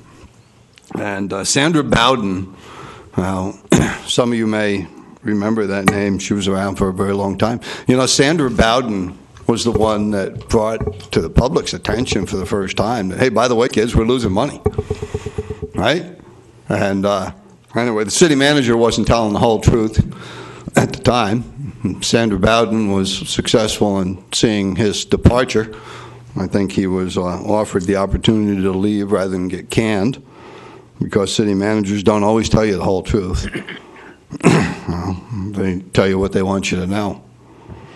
And anyway, by the way, you said you mentioned an attorney's name, Swindle. You know, isn't that appropriate? You know. It really is. Couldn't have a better surname for a lawyer. Swindle. I love it. The OUC projections, you're right. They're going to make our projections because we gave them the right to make our projections. Amazing. And your attorney told you that there's some problems with some of these discussions, and they don't have it in writing. But the other attorney, the opposing counsel, told me that we can work it out. So don't worry, counsel. Don't worry about this. Your lawyer has it under control. Can't get it in writing, but don't worry about it. They'll work it out. And a couple of meetings ago, you spent money on an optimization study, right? And we're going to spend whatever, $200,000, $300,000, $400,000. Who knows what that's going to cost? An optimization study so that we know how to run the power plant more efficiently. And that's pretty good. The power plant that Pilar, you talked about, was going to be retired 2015. We're going to retire this power plant. And that's on the books. We're going to retire it. But before we retire it, let's make sure that we know how to run it in the most efficient way. You know, you can't make this stuff up. And then we're told that these are complex issues, And one of the things we need to do is release the gas. You know, if we do release the gas, if we no longer have gas for our power plant over there, then I guess that ends the questions about how long we're going to run our power plant, because we're going to turn over our gas rights to OUC. Anyway, I didn't come to say any of that. But Sandra Bowden was the first one. She was the first one to pick up on the utility losing money. She brought that to her attention. Then there were firings. City managers lost their job, hadn't been telling the whole truth. It's not the first time, and I can give you lots of times when that goes on. And more than one city manager went. City attorneys also lost their job, more than one of them too. It's all documented. It's all in the public record. And yes, Mr. Mayor, it's important to look at history, because if you don't understand history, you probably repeat it. And I know that you have a copy of Liars, Cheats, and Thieves. I know it's a public record because I gave Tammy a copy, and if you don't want to read the copy that's here, you can go to the library and get it. But it pretty well outlines some of the things that we were talking about just moments ago. One of the things was to renegotiate the 2008 contract, right? Well, I don't want to renegotiate the 2008 contract. I want to operate on the contract that the City Council voted on in 2008. And you can go back. There's a tape. There's a videotape. Watch it. Watch the tape. Read the book. Here's what the City Council voted on, and they've taken lots of heat from different groups. Here's what they voted on. They voted on a contract that promised FP&L or lower rates. That's what they voted on. Well, if they voted on a contract that says we're going to get FP&L or lower rates, why the hell are we not getting FP&L or lower rates? Why are the customers being abused if what the council voted on? And then some of you will remember that awful year of the storms. I'm not talking about 2004 now. I'm not talking about the hurricanes in 2004. I'm talking about that other storm. You know the one I mean, Jen. You had these two radical guys that got elected. You know that storm, right? In fact, Pilar had your seat. That was a storm and a half. And during that storm, we talked a lot about the contract. So if we agreed to it, the City Council, I go back and I look at the videotape, you know, give me the instant replay. And I look and I see that the council voted on rates lower than or equal to FP&L. And then my wife hands me the electric bill and says, why the heck don't you do something about this? Because we're paying 30% more or whatever the number is. So the city attorney says, oh, well, we changed the numbers. Who? Did the city council change the numbers? No. Well, then who did? Well, the city manager and the city attorney. They increased. Well, they don't have the legal authority to do that. Only the council can change the contract. And the city attorney came back to the council at the time. I can show you the video. He comes back and says, well, what we'll do then is you can vote for the changes. You know, they couldn't get one council member to even put it up for a vote. No one would touch that. No one would touch it. They aren't going to vote for that contract, not the one that gives us higher rates. So we kind of just keep going forward, and they keep pushing it off the agenda or barely discuss it or whatever. And finally the city attorney tells you, well, you've been operating under that contract, so therefore you now accept the terms. Not the terms that council voted on, but now you're going to operate under the changed terms that were changed by a consultant in Boston that no longer give us FP&L rates. You want to renegotiate a contract? How about we go to the contract that city council voted on? It was presented from this podium, and we were told, the council was told, and it got a 5-0 vote, this is going to give you FP&L or lower rates. Start tomorrow morning. Charge us what the council agreed to. That's not complicated. That just eliminates liars, cheats, and thieves, makes the public pay FP&L rates. An optimization study. You know, I got an idea for an optimization study. Take the keys for the gate for Big Blue and give them to FP&L. There you go. Here you go. Boing. Run it efficiently. They know how to do that. Or we could just turn our plant on and all of these other silly stuff that all over the place. Jay, we just turned our plant on and ran the gas. What kind of rates would the public see? You know? And I know that you've seen some numbers over the years. In fact, you presented to Utility Commission a few years ago, and they politely listened, and when you were done, they said meeting adjourned and left. Didn't much care about the rates. You know, it's all of this stuff is all documented. It's all in the public record.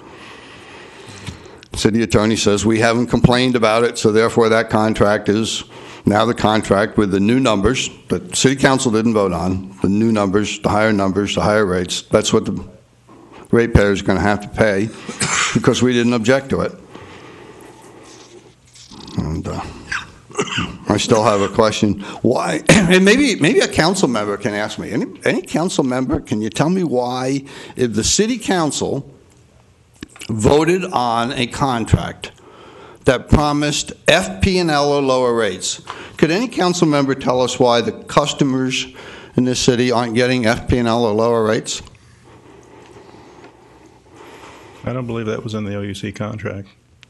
I mean, the OUC contract that was... It might have was sold to as getting those rates, but it wasn't in the OUC contract. It wasn't in the contract that those council members voted on? Well, now we're getting into which contract you have. I mean, and well, you as council member had the authority sitting up here to go through the archives and find that. Of course, it could be back in Boston, so we really don't know. Yeah. Okay. But, in 2008, when these council members voted for a contract, the consultants, OUC's CEO, Chris, that he keeps referring to, the OUC's lawyer, they were all here, and it was presented to the council, and they were told that the contract that they were voting on would yield FP&L or lower rates. That's what we were told. Now, you couldn't see exactly what the rates were because page after page after page was redacted. But underneath those secret formulas that were redacted, because we were told they were secrets, underneath those redactions were rates that we were promised would give us FP&L or lower electric rates. Our customers were going to be just happy campers. That's what we were told. Council members all voted. Yeah, we'll vote for that. FP&L lower rates? Absolutely. No problem. They all voted yes. It was a 5-0 vote. Okay. And then we didn't get FPL rates because the city attorney, who was then not canned, he was offered the opportunity to leave, said that he and the city manager changed the numbers. They don't have the legal authority to change the numbers. Only the council members can. You know? I think that you ought to stop. I think that you ought to charge us what you agreed to charge us, and that's FP&L lower rates. And if you can't do that, give the keys to the front door to FP&L. And somebody will sue us, so what? We've got the county suing us, we got Indian River Shores suing us, we got lawsuits and public service complaints. We got things all over the damn place. How about we just give the keys to FP&L? So here you go. Start charging our customers FP&L rates. Give them the whole ball of wax tomorrow morning. Because you won't do that because there's millions of dollars that just gets raked off the top and goes to somebody. Mm-hmm. And I know it goes to lawyers. They get their millions. Did you see the county commission authorized 2 Your friend, Mr. No, never mind. I don't know whether he's your friend or not. Mr. Solari is who I'm talking about. He put a recommendation that we should spend $2.7 million, I think the number was, in more lawyer fees. Oh my goodness. I don't know about the other taxpayers in this community, but I am so sick of paying lawyer fees. Anyway, 2008, bought a new contract, one with FP&L rates. Council voted yes, 5 yes votes. But we're not seeing. We got it. We're not seeing the rates. We got it. Yeah. Anyway, I'm glad, Mr. Kramer, Vice Mayor Kramer, that you were here, that I didn't get shut up, sit down, your time is up, officer, remove him. None of those things. In fact, the officer, I think, has fallen asleep. He knows Vice Mayor Kramer is in charge tonight, and his services will not be needed. Thank you. Mr. Reingold, have you... Any idea? I think those were shots when she was here for the rowing club. I'll give them to Tammy. Good evening, Council and Acting Mayor. I'm here this evening. I know Councilmember Turner had an item, and I don't know if you're taking that kind of up now as part of this whole discussion or if it's more appropriate for my comments later. If the council doesn't have a problem with it, I don't have a problem with it.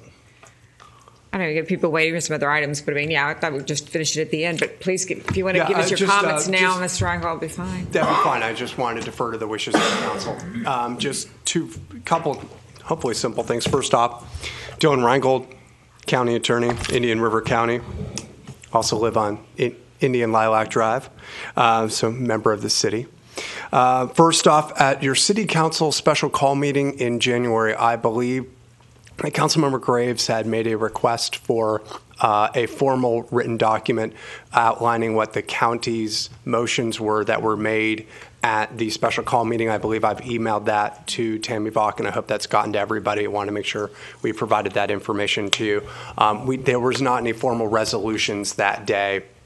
That's the only thing I could do is simply articulate in that memo as to what the actions were taken. So I wanted to make sure that got presented to you. And as I mentioned Ms. Tammy Vaugh's name in that, I do also want to congratulate Ms. Vaughn for her 30 years. I can certainly say that in the 18 months that I've been here in Indian River County, this stint, she has been absolutely professional and also very pleasant to work with. So I commend you for having a wonderful clerk. And then also today, I want to let you know that Indian River County Board of County Commissioners adopted a resolution. It is quite similar to the resolution that Indian River Shores had adopted at their special call meeting in the first week of February. Additionally, I have tried my best to incorporate the items that were addressed within the motions that were adopted by the Board of County Commissioners at its special call meeting. And so thus, pursuant to the board's request, I have a certified copy of that resolution to present to Ms. Vaughn and to the City Council. I'd be happy to answer any questions about it. Simply put, is it adopts a lot of the ideas that the Shores had adopted, and plus, again, calls upon the city to seek the legislative hearings, seek PSC jurisdiction of FMPA, and also join us in our statewide approach to deal with the issues that have been addressed in the preliminary and tentative findings of the audit.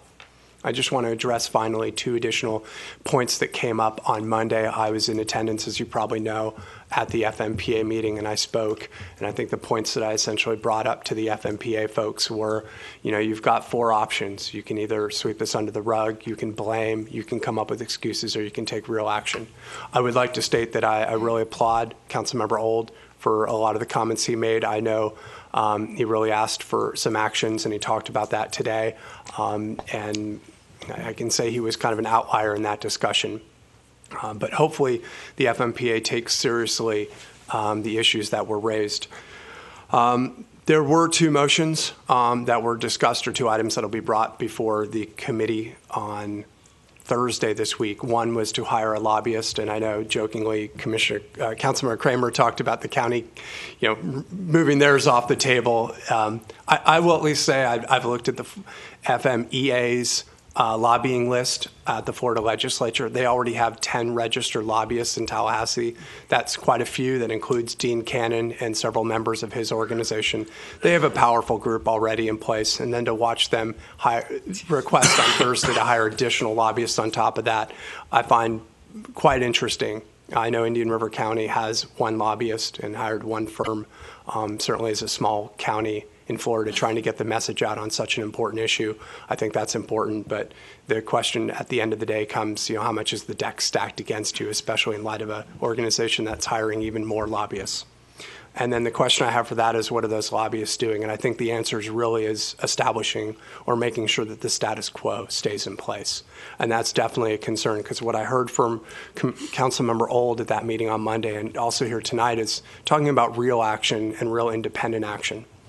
And with that regards, the one comment I kind of have as I look at all of this is, even if an independent company were to come in and were to even implement or recommend a bunch of changes, and those were to happen this year, what really holds FMPA's feet to the fire so that 3 years from now and 5 years from now and 7 years from now, whatever recommendations are imposed or adopted are still there? And so the question I have as protection for this city council with looking at the ratepayers in your community is, what is going to provide the protection for your ratepayers and the citizens of this community on the long haul? And in my mind, only some form of oversight over FMPA, such as from the legislature, the PSC, is really going to get that done.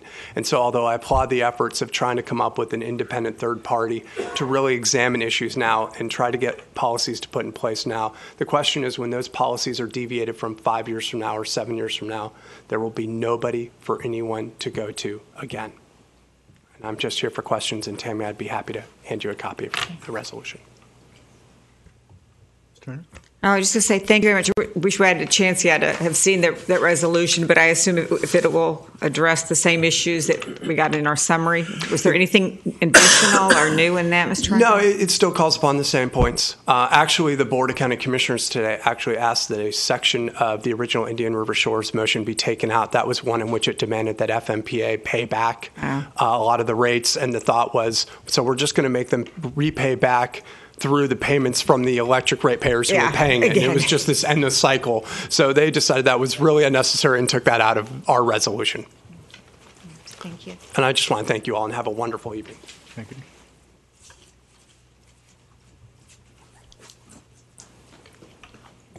Ms. Turner, you want to expand on this, I believe? Well, I certainly think we need to have some discussion on it. I don't know if you want to do it here in public comment when we have other items that are on the agenda, and I know some people are waiting for some other things. So well, we'll come back to it then. Or we could dispense with it now. No, I think we should stay with the agenda. We have people here and so on. Okay. Is there anybody else for public comment? If not, we'll go ahead and look at the consent agenda. Is there any items that any council members would like to pull?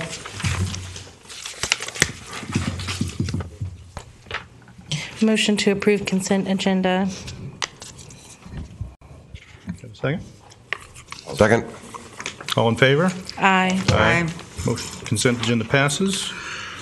I believe we passed on resolutions. Ms. Vaughn. We have a couple of commissions that need some reappointments. On the Airport Commission, Mr. Gary Embry has recently resigned, and Ms. Mary Wood, who serves as the alternate one, would like to remain as the alternate one. And Mr. Richard Cantor, who serves as alternate 2, would like to be moved up. So if that's done, it would leave an alternate 2 position open on the Airport Commission. And the applications that we have on file are Carol Jean Jordan, Paul Need, James Herman, John Calgano, Ken Bennett, Thomas Doyle, Randolph Rolfe, and Thomas Brown. Okay, and Well, can I nominate? Yes. I'll nominate Carol Jean Jordan. I'll second. And I'd like to nominate John Calgano. Okay. Is there a second?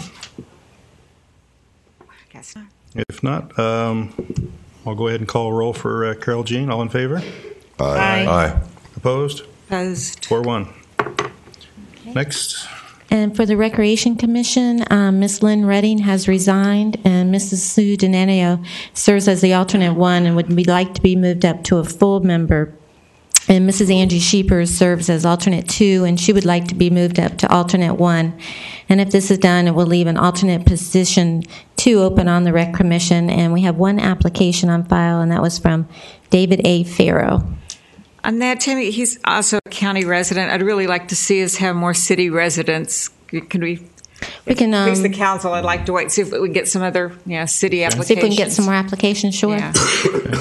So, do I have a motion? But I'd make a motion, to certainly have Ms. Denia serve as alternate 1 and Ms. Shepherd's at alternate. I'm make Miss. Hold on. No, I meant the other way. She's going to be a full member now. Full member, yeah. I'm so sorry. Okay. Okay, so the motion is we move Sue to full member, Full member. and Angie to alternate 1. Mm-hmm. Okay, do I have a second? Second. All in favor? Aye. Yes. I will bring this back after I get some more applications. Okay. Mr. O'Connor, you are up. Yes, sir. A couple items. One is our first quarter fiscal year electric utility rate sufficiency. We are recommending that we not adjust rates at this time. We had about 640,000 that we saw in that quarter that even though it's a very small percentage of our billing, which the finance director will tell you on a pretty regular basis, it still gives us that time to wait, and we think that the rate study needs to be done and possibly some part of the opportunities that we would have to make more efficient the operations. So we're making a recommendation that we not have an adjustment of the rates at this point. Being that it's a recommendation, are you looking for action? That's up to the council. I don't think we have to have a recommendation. You typically vote if we reduce rates. You don't do anything if we increase rates, and so you could stay neutral on this. We plan to proceed in that direction. That's it. Thank you for the update. Okay. Second item is a request for proposals for the stormwater utility. As you know, we've been talking about this. There is a proposal in your package that gives you an outline of an RFP that we would requesting the authority to put that out on the street to bring back a recommendation for the stormwater utility. This, as you know, in the RFP will tell us how to set this stormwater utility up and what the charges would be for impervious services and the different types of land use. Okay. Again, I'm looking for the council to give me the authority to proceed. I have a few questions, please, Mr. O'Connor. We have any idea of what this stormwater utility study will cost? And if so, where will we get the funds? Because we have nothing budgeted for this item.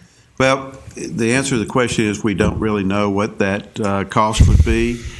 And we have a couple of options there, is that we can go out with the RFP. And then if, in fact, the number comes back so large that we would have to wait till next budget year, then you would have opportunity to budget into the next budget year. Right now, you're right, we do not have anything allocated for a stormwater utility. This would sort of get us started as to making sure that we have a handle on the budget before we would award any contracts. And then on page 16, it lists several tasks. This is under the scope of work. And I have a note, tasks 6 through 9. I'm not sure why we're asking a contractor. To me, those should be staff functions. And Mr. Bill, I'm going to have to call on you to come up and give us a little insight as to how this was developed. This is page 16. You do have page 16 is what she's referring to, I believe, at this point. Task 6 is prepare the draft ordinances. If you decide to go ahead with a stormwater utility, and we would expect to get some help from somebody that's actually drafted stormwater utility ordinances previously.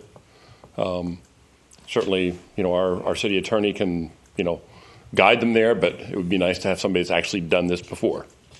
Task 7, we want to keep you guys involved in the process, and that's what that's for. It's 2 city council meetings and a finance committee meeting and a utility commission meeting. Present the findings of the consultant study to you for your input. And task 8 is present the findings during the ordinance adoption and rate resolution adoption hearings. When you have hearings to discuss that and adopt the ordinances, they'd be here to answer questions. once again, I think it's still, a more extensive scope of work than it's really needed. especially when we have no budget or funds at this point to do anything. And again, I think that if we wanted, if the budget comes back so high that we can't figure out a way of doing it, the key here is to get a handle on what we want, and we can't afford to mess it up. For example, developing the ordinance to make sure that we have all the T's crossed, the I's dotted, because as everybody knows, these stormwater utilities can get you into trouble if you don't initiate it under state law in the correct versions. So you're looking for staff direction to move forward with this, and at another later date you'll come back with some costs Yes, for sir. approval? That is correct. Okay. Mr. O'Connor, one more question. Yes. And obviously, it had been touted that the stormwater utility, that we know we needed it for funds and all, but if we were able to do anything with Dodger Town, we know that property would free up about $700,000 on interest payments. Are we anywhere at all with, I know the county came back and then went asking for more lease or The goal line on the the airport. goal line at the airport, and I guess that's at Airport Commission now, or can you tell us where? Actually, it's at the county desk, and I think they're putting together the final document, and we are hoping to have that in the first meeting in March, presented to our city council at the same time. On that Tuesday, it'll be presented to the county commission. Okay, great. Thank you. Thank you, Bill. Ms. Eckert, did you want to chime in? My name is Deborah Ecker. I reside at 550 Riomar Drive, and I'm speaking on behalf of the Indian River Neighborhood Association, and I'm speaking in support of your appropriation for this consultant. I think that the first statement I would like to make is that it appears to us that this should be routine. In fact, I'm even surprised that it has to come before you. You've authorized this utility, and this is such a critical first step, an administrative step, to simply clarify how this is going to operate. It's an extremely important utility. It's extremely important that the roadway runoff be filtered through the various means that were proposed by your staff. I think that so many of us who come from the north and discover this whole system of canals and ditches that are required to drain stormwater runoff, that's new to us. And then we learn that this is a system that has been in place for, really today, 100 years, and yet no filters, no adequate protection to see that the leaves and other materials are not coming through into the lagoon. No wonder we're having problems with that lagoon these days. This is essential, and this step of authorizing a consultant to determine how the revenue will be raised to pay for these covers and protective filters is absolutely essential. Thank you. Thank you. So you are looking for consensus from the council to continue Yes, sir. staff If there's direction. no objection, we will proceed to putting this out on the street as an RFP. I object, but I'm sure it will. I'm obviously outnumbered with us. I hear one objection for it, so we will proceed. Do we in want that to make direction. a motion, or are we just happy? Okay. It's up to you. I mean, I'm for it. Me too. We'll proceed Okay. forward. Okay. Okay. Just as long as we all know it's in a public meeting here. Okay. Next item. Okay. The next is the request from the Utility Commission, and as you know, that there was a vote to recommend to the City Council we make a request of the FMPA that elected officials be the only people who serve on that board. I think it's been pointed out a couple of times that's not necessarily the best, especially for all cities, to make it universal. And so, but that it was a recommendation from the Utility Commission, felt responsibility to bring it forward for City Council's consideration. Okay. We did talk about this already, correct? We did. All right, we will not send that letter out at this time. A couple other items. One, March the 1st, the Clydesdales The real heroes at the Super Bowl, along with the dog and the wagon, will be in Vero Beach. They'll be setting up at the Riverside Park somewhere around the 11:30 in the morning time frame. They will go down Beachland, down Ocean Drive, and we haven't determined how they're coming back up, heading back west, but they eventually will arrive back at Riverside Park. We've worked through a lot of the details with the Department of Transportation on the Beachland access, but this is Sunday, March the 1st, and would highly recommend the folks to really get out, because I think this is quite an event for the city of Vero Beach, and it are bringing celebrities that were actually at the Super Bowl to our hometown. So, will there be any beverages served? They will be sold at a reasonable price up and down the Ocean Drive. So please visit the local restaurants. What brought them here? What was Jim did this. Mr. Old, we have been trying to get the Clydesdales for at least almost 4 years now. Really? And my goal was to try to get them for the Christmas parade and trying to do that. Unfortunately, there's like 6 different Clydesdale wagons, and the demand nationwide is very, very high, and they fly these things around. And so Philip Bush, fortunately, happens to be a resident, and his father, Peter, and eventually the Bush name said, we need to have the Clydesdales. March the 1st was the best we could do, but once we put on a good show for them, I'm sure that we'll continue to hammer for the Christmas parade. Good. Wonderful. But to get the dog and the horses as well as the wagon, I think is quite a feat, and we do owe the Bush family a big thank you for making this happen for us. Indeed, great. The Bush family and Jim, both, really. Yeah, your persistence. Yeah, to me, it's one of those events, and especially what we have upcoming on Saturday with the Brews and Wings. And as you know, Anheuser-Busch has purchased a lot of craft breweries, so they are still part of that effort as well. So, but anyway, March the 1st, and would like to encourage everyone to be there, and especially up and down Ocean Drive. I realize there are parking issues, but hopefully we'll get over that on that one Sunday and make everybody happy. Next thing, I just sent out to you, I received late this afternoon, the Indian River Lagoon National Estuary Program. They're going to be making a presentation to the city of Fellsmere. This is the program that the county opted out of. And Jason and I and some folks in Sebastian have been talking about this, no commitments anywhere. But Jason invited them to the Fellsmere City Council. I sent you the copy of their slide presentation. And I think one of the questions going to be asked, could cities actually come into the program? And if so, what role would the cities play in that effort? And so it'll be a discussion there. If there is some room that could be a benefit to the city of Vero Beach, i.e. if there are grants or something available, I'll bring that back for the city council's consideration. We will also have a member of the estuary make that same presentation. If in fact it's effective, there's no reason to waste a lot of time if it's going to be $50,000 and you don't get a vote type of thing. So we'll see how that works. But we're looking at the details. Want to make you aware that the 3 cities have discussed this. Yes, if I could comment, Mr. Kramer.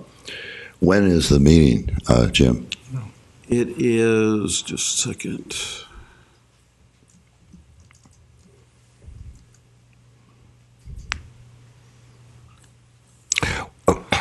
It's going to be at 5 o'clock on Thursday, this coming Thursday. And Yes, it's sunshineable. In other words, it's their city council. It is sunshineable because the city council of Fellsmere will be there. To reveal this piece of information, I have been talking to Richard Gilmore, or really he's been talking to me. I'll have to get that proper. And he furnished me a copy of the interlocal agreement. And it would appear that under the interlocal agreement, there's the possibility of cities joining if their county doesn't join. And so I think we need to consider that.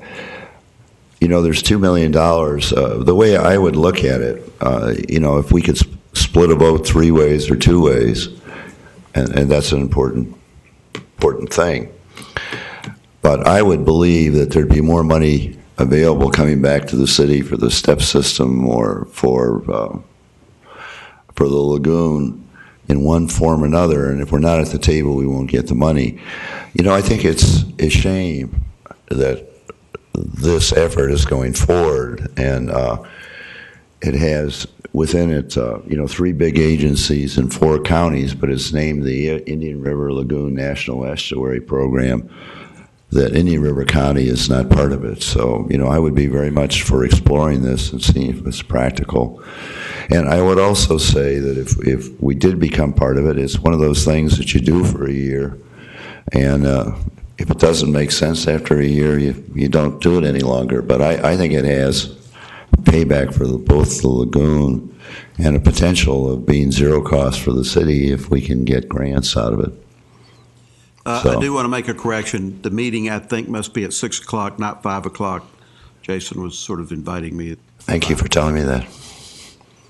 So, but I did want to reveal that I have talked to Mayor Gilmore about this. He actually has talked to me about it. Anyway, just to make you aware, I've sent you the presentation that is going to be made, and just for a backup. And so, if something comes out of that type of discussion, we'll be bringing it to council for consideration. Thank you. That's all I have, unless there's any questions from the mayor. I have a question for you, Jim, and it's a nuisance question. But we didn't put up flags on President's Day, and I guess I'm okay with that. But it's just something that, I'm kind of flagging if council's okay with it. I mean, there was no festivities going on, so there were no activities, and what we're trying to do is preserve the life of the flags, and virtually every federal holiday is a federal holiday, and so we just didn't put them out. If there are any activities whatsoever, or, for example, if it's a Memorial Day, it's a little different activities. Thank you. Is there any other questions for the city manager? If not, Mr. Clement? Nothing to add unless somebody has something for me. Questions? Seeing none, we'll move on to city council matters. Ms. Turner? Yes, I put out a response to the state auditor's FMPA findings. And I guess to me, I'm still, want to remind this council that you are the board of directors of a $100 million utility. Vero Electric, we are the board of directors. And here we have attached to this item was the outrage that we're having from our customers, our 33,000 customers. We're shocked and appalled with these audit findings. I listened to the FMPA meeting, and I think all they're making is excuses instead of saying, hey, we've got a problem, and we need to do some action. And I would like to see us join with the county requesting the Florida Auditor General expand their audit, as well as asking Indian River County joining the legislative delegation requesting hearings on FMPA's activities. This organization has been in existence for 37 years, and it has never, ever had an operation on outside audit. I mean, nobody there is looking out for the ratepayers. And I think Mr. Reingold stated clearly, too, if we don't do something, this will continue on.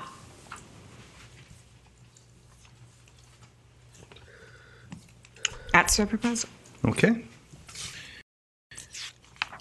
I think that it's not really in defense, but FMPA does have an audit every year, and it's a very thorough audit, but it's a financial audit. Yeah. There's no doubt. And I think one of the things that is being asked for is a market value of the plants and things, and I think that's very complicated to be able to do. And I'm not so sure that the audit would be the way to do that. I think you've got to really come up with you can look at the audit itself and then extrapolate toward it, but you've really got to add in a lot of things that are not there, and that is decommission and the EPA stuff. How can you value the assets, though? I would have thought that we needed to be reporting, our liabilities and assets, and that from FMPA, we should be reporting it on our financial statement what liabilities we have from these FMPA contracts. They should be on our financials, and they're not. We have no idea what the assets.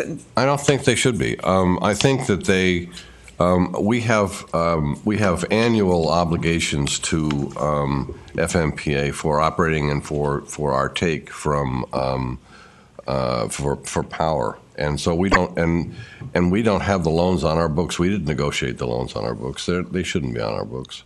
I think we're doing it correctly. Yet they're supported by all our ratepayers. Yes, they are. Yeah. No, but I don't think they should be on our books. And our auditor knows very well our relationship with FMPA, and knows very well. And we've got good auditors here, and the same with FMPA. I mean, I think we've gone through this before. This discussion of what assets and liabilities from FMPA should be recognized on our books, and we've decided no. So it's not just we want to. It's a what's generally accepted accounting terms that you do, your principles that you go by. That's tough on that. So I guess there is no agreement or concurrence to go forward to take any further action regarding the FMPA. Like I said, we are representing these customers, and they are all very upset and disturbed about this, and expect us to be taking action to protect them. And everybody says, no, well, it's okay. Just let them. They've been doing. I don't think anybody's saying no, it's okay. I think everybody's a little taken back by the response. And if it were my company and this audit came out on me, I would have been very, very upset about it, and I would have called in our auditors immediately and put in some things in place immediately and taken action and been threatened by it, definitely. But on the same side, they are thinking that this is much more political and want to deal with it in a political sense, and that's what's happening here in some ways. Some planes, it's political. The political thing bothers me a lot. And what I like much more is just a business solution to this business problem, to try to get them operating correctly. And I think there's a chance of being able to do that. And I think getting somebody good that's independent to come in and do it is the right solution to it. If you do it with the same management, the same people that have been there, that have been responsible for not complying with their own procedures, their own regulations, and now you're going to say, oh yeah, now you're going to comply with them? Are you going to create things that are in accordance with industry risk standards and practices, and aren't way out exposing the ratepayers for their mismanagement? That's why. Part of the reason to have people come in is should there be management changes. Yeah. I definitely think we should recommend management changes. I'm not recommending management changes. I'm not recommending anything specific. I am recommending that we get somebody in who can decide whether it's reasonable or not. Yeah. Okay. I want to see what happens on Thursday, how far they take your request, if it goes anywhere. I think then we know what is the culture there. Do they want to work through this? Do they want to try and get a grasp on it or not? So I want to see their reply back to the audit. I want more information to see if they are going to take steps or not before we take. Yeah, I agree. Keep in mind, they've already had a management change on some of the things that were in the audit. They have indeed, yeah. I went back in the records, and I found 6 years ago is when they were talking about the hedging problems with RB Sloan. They talk about these problems every time. I mean, the swaps and the hedging they talk about all the time, and they still are faced with recognizing and accepting a loss this year from the swap, and it's something they can't get their hands around, and you just don't want to take a loss as big as that.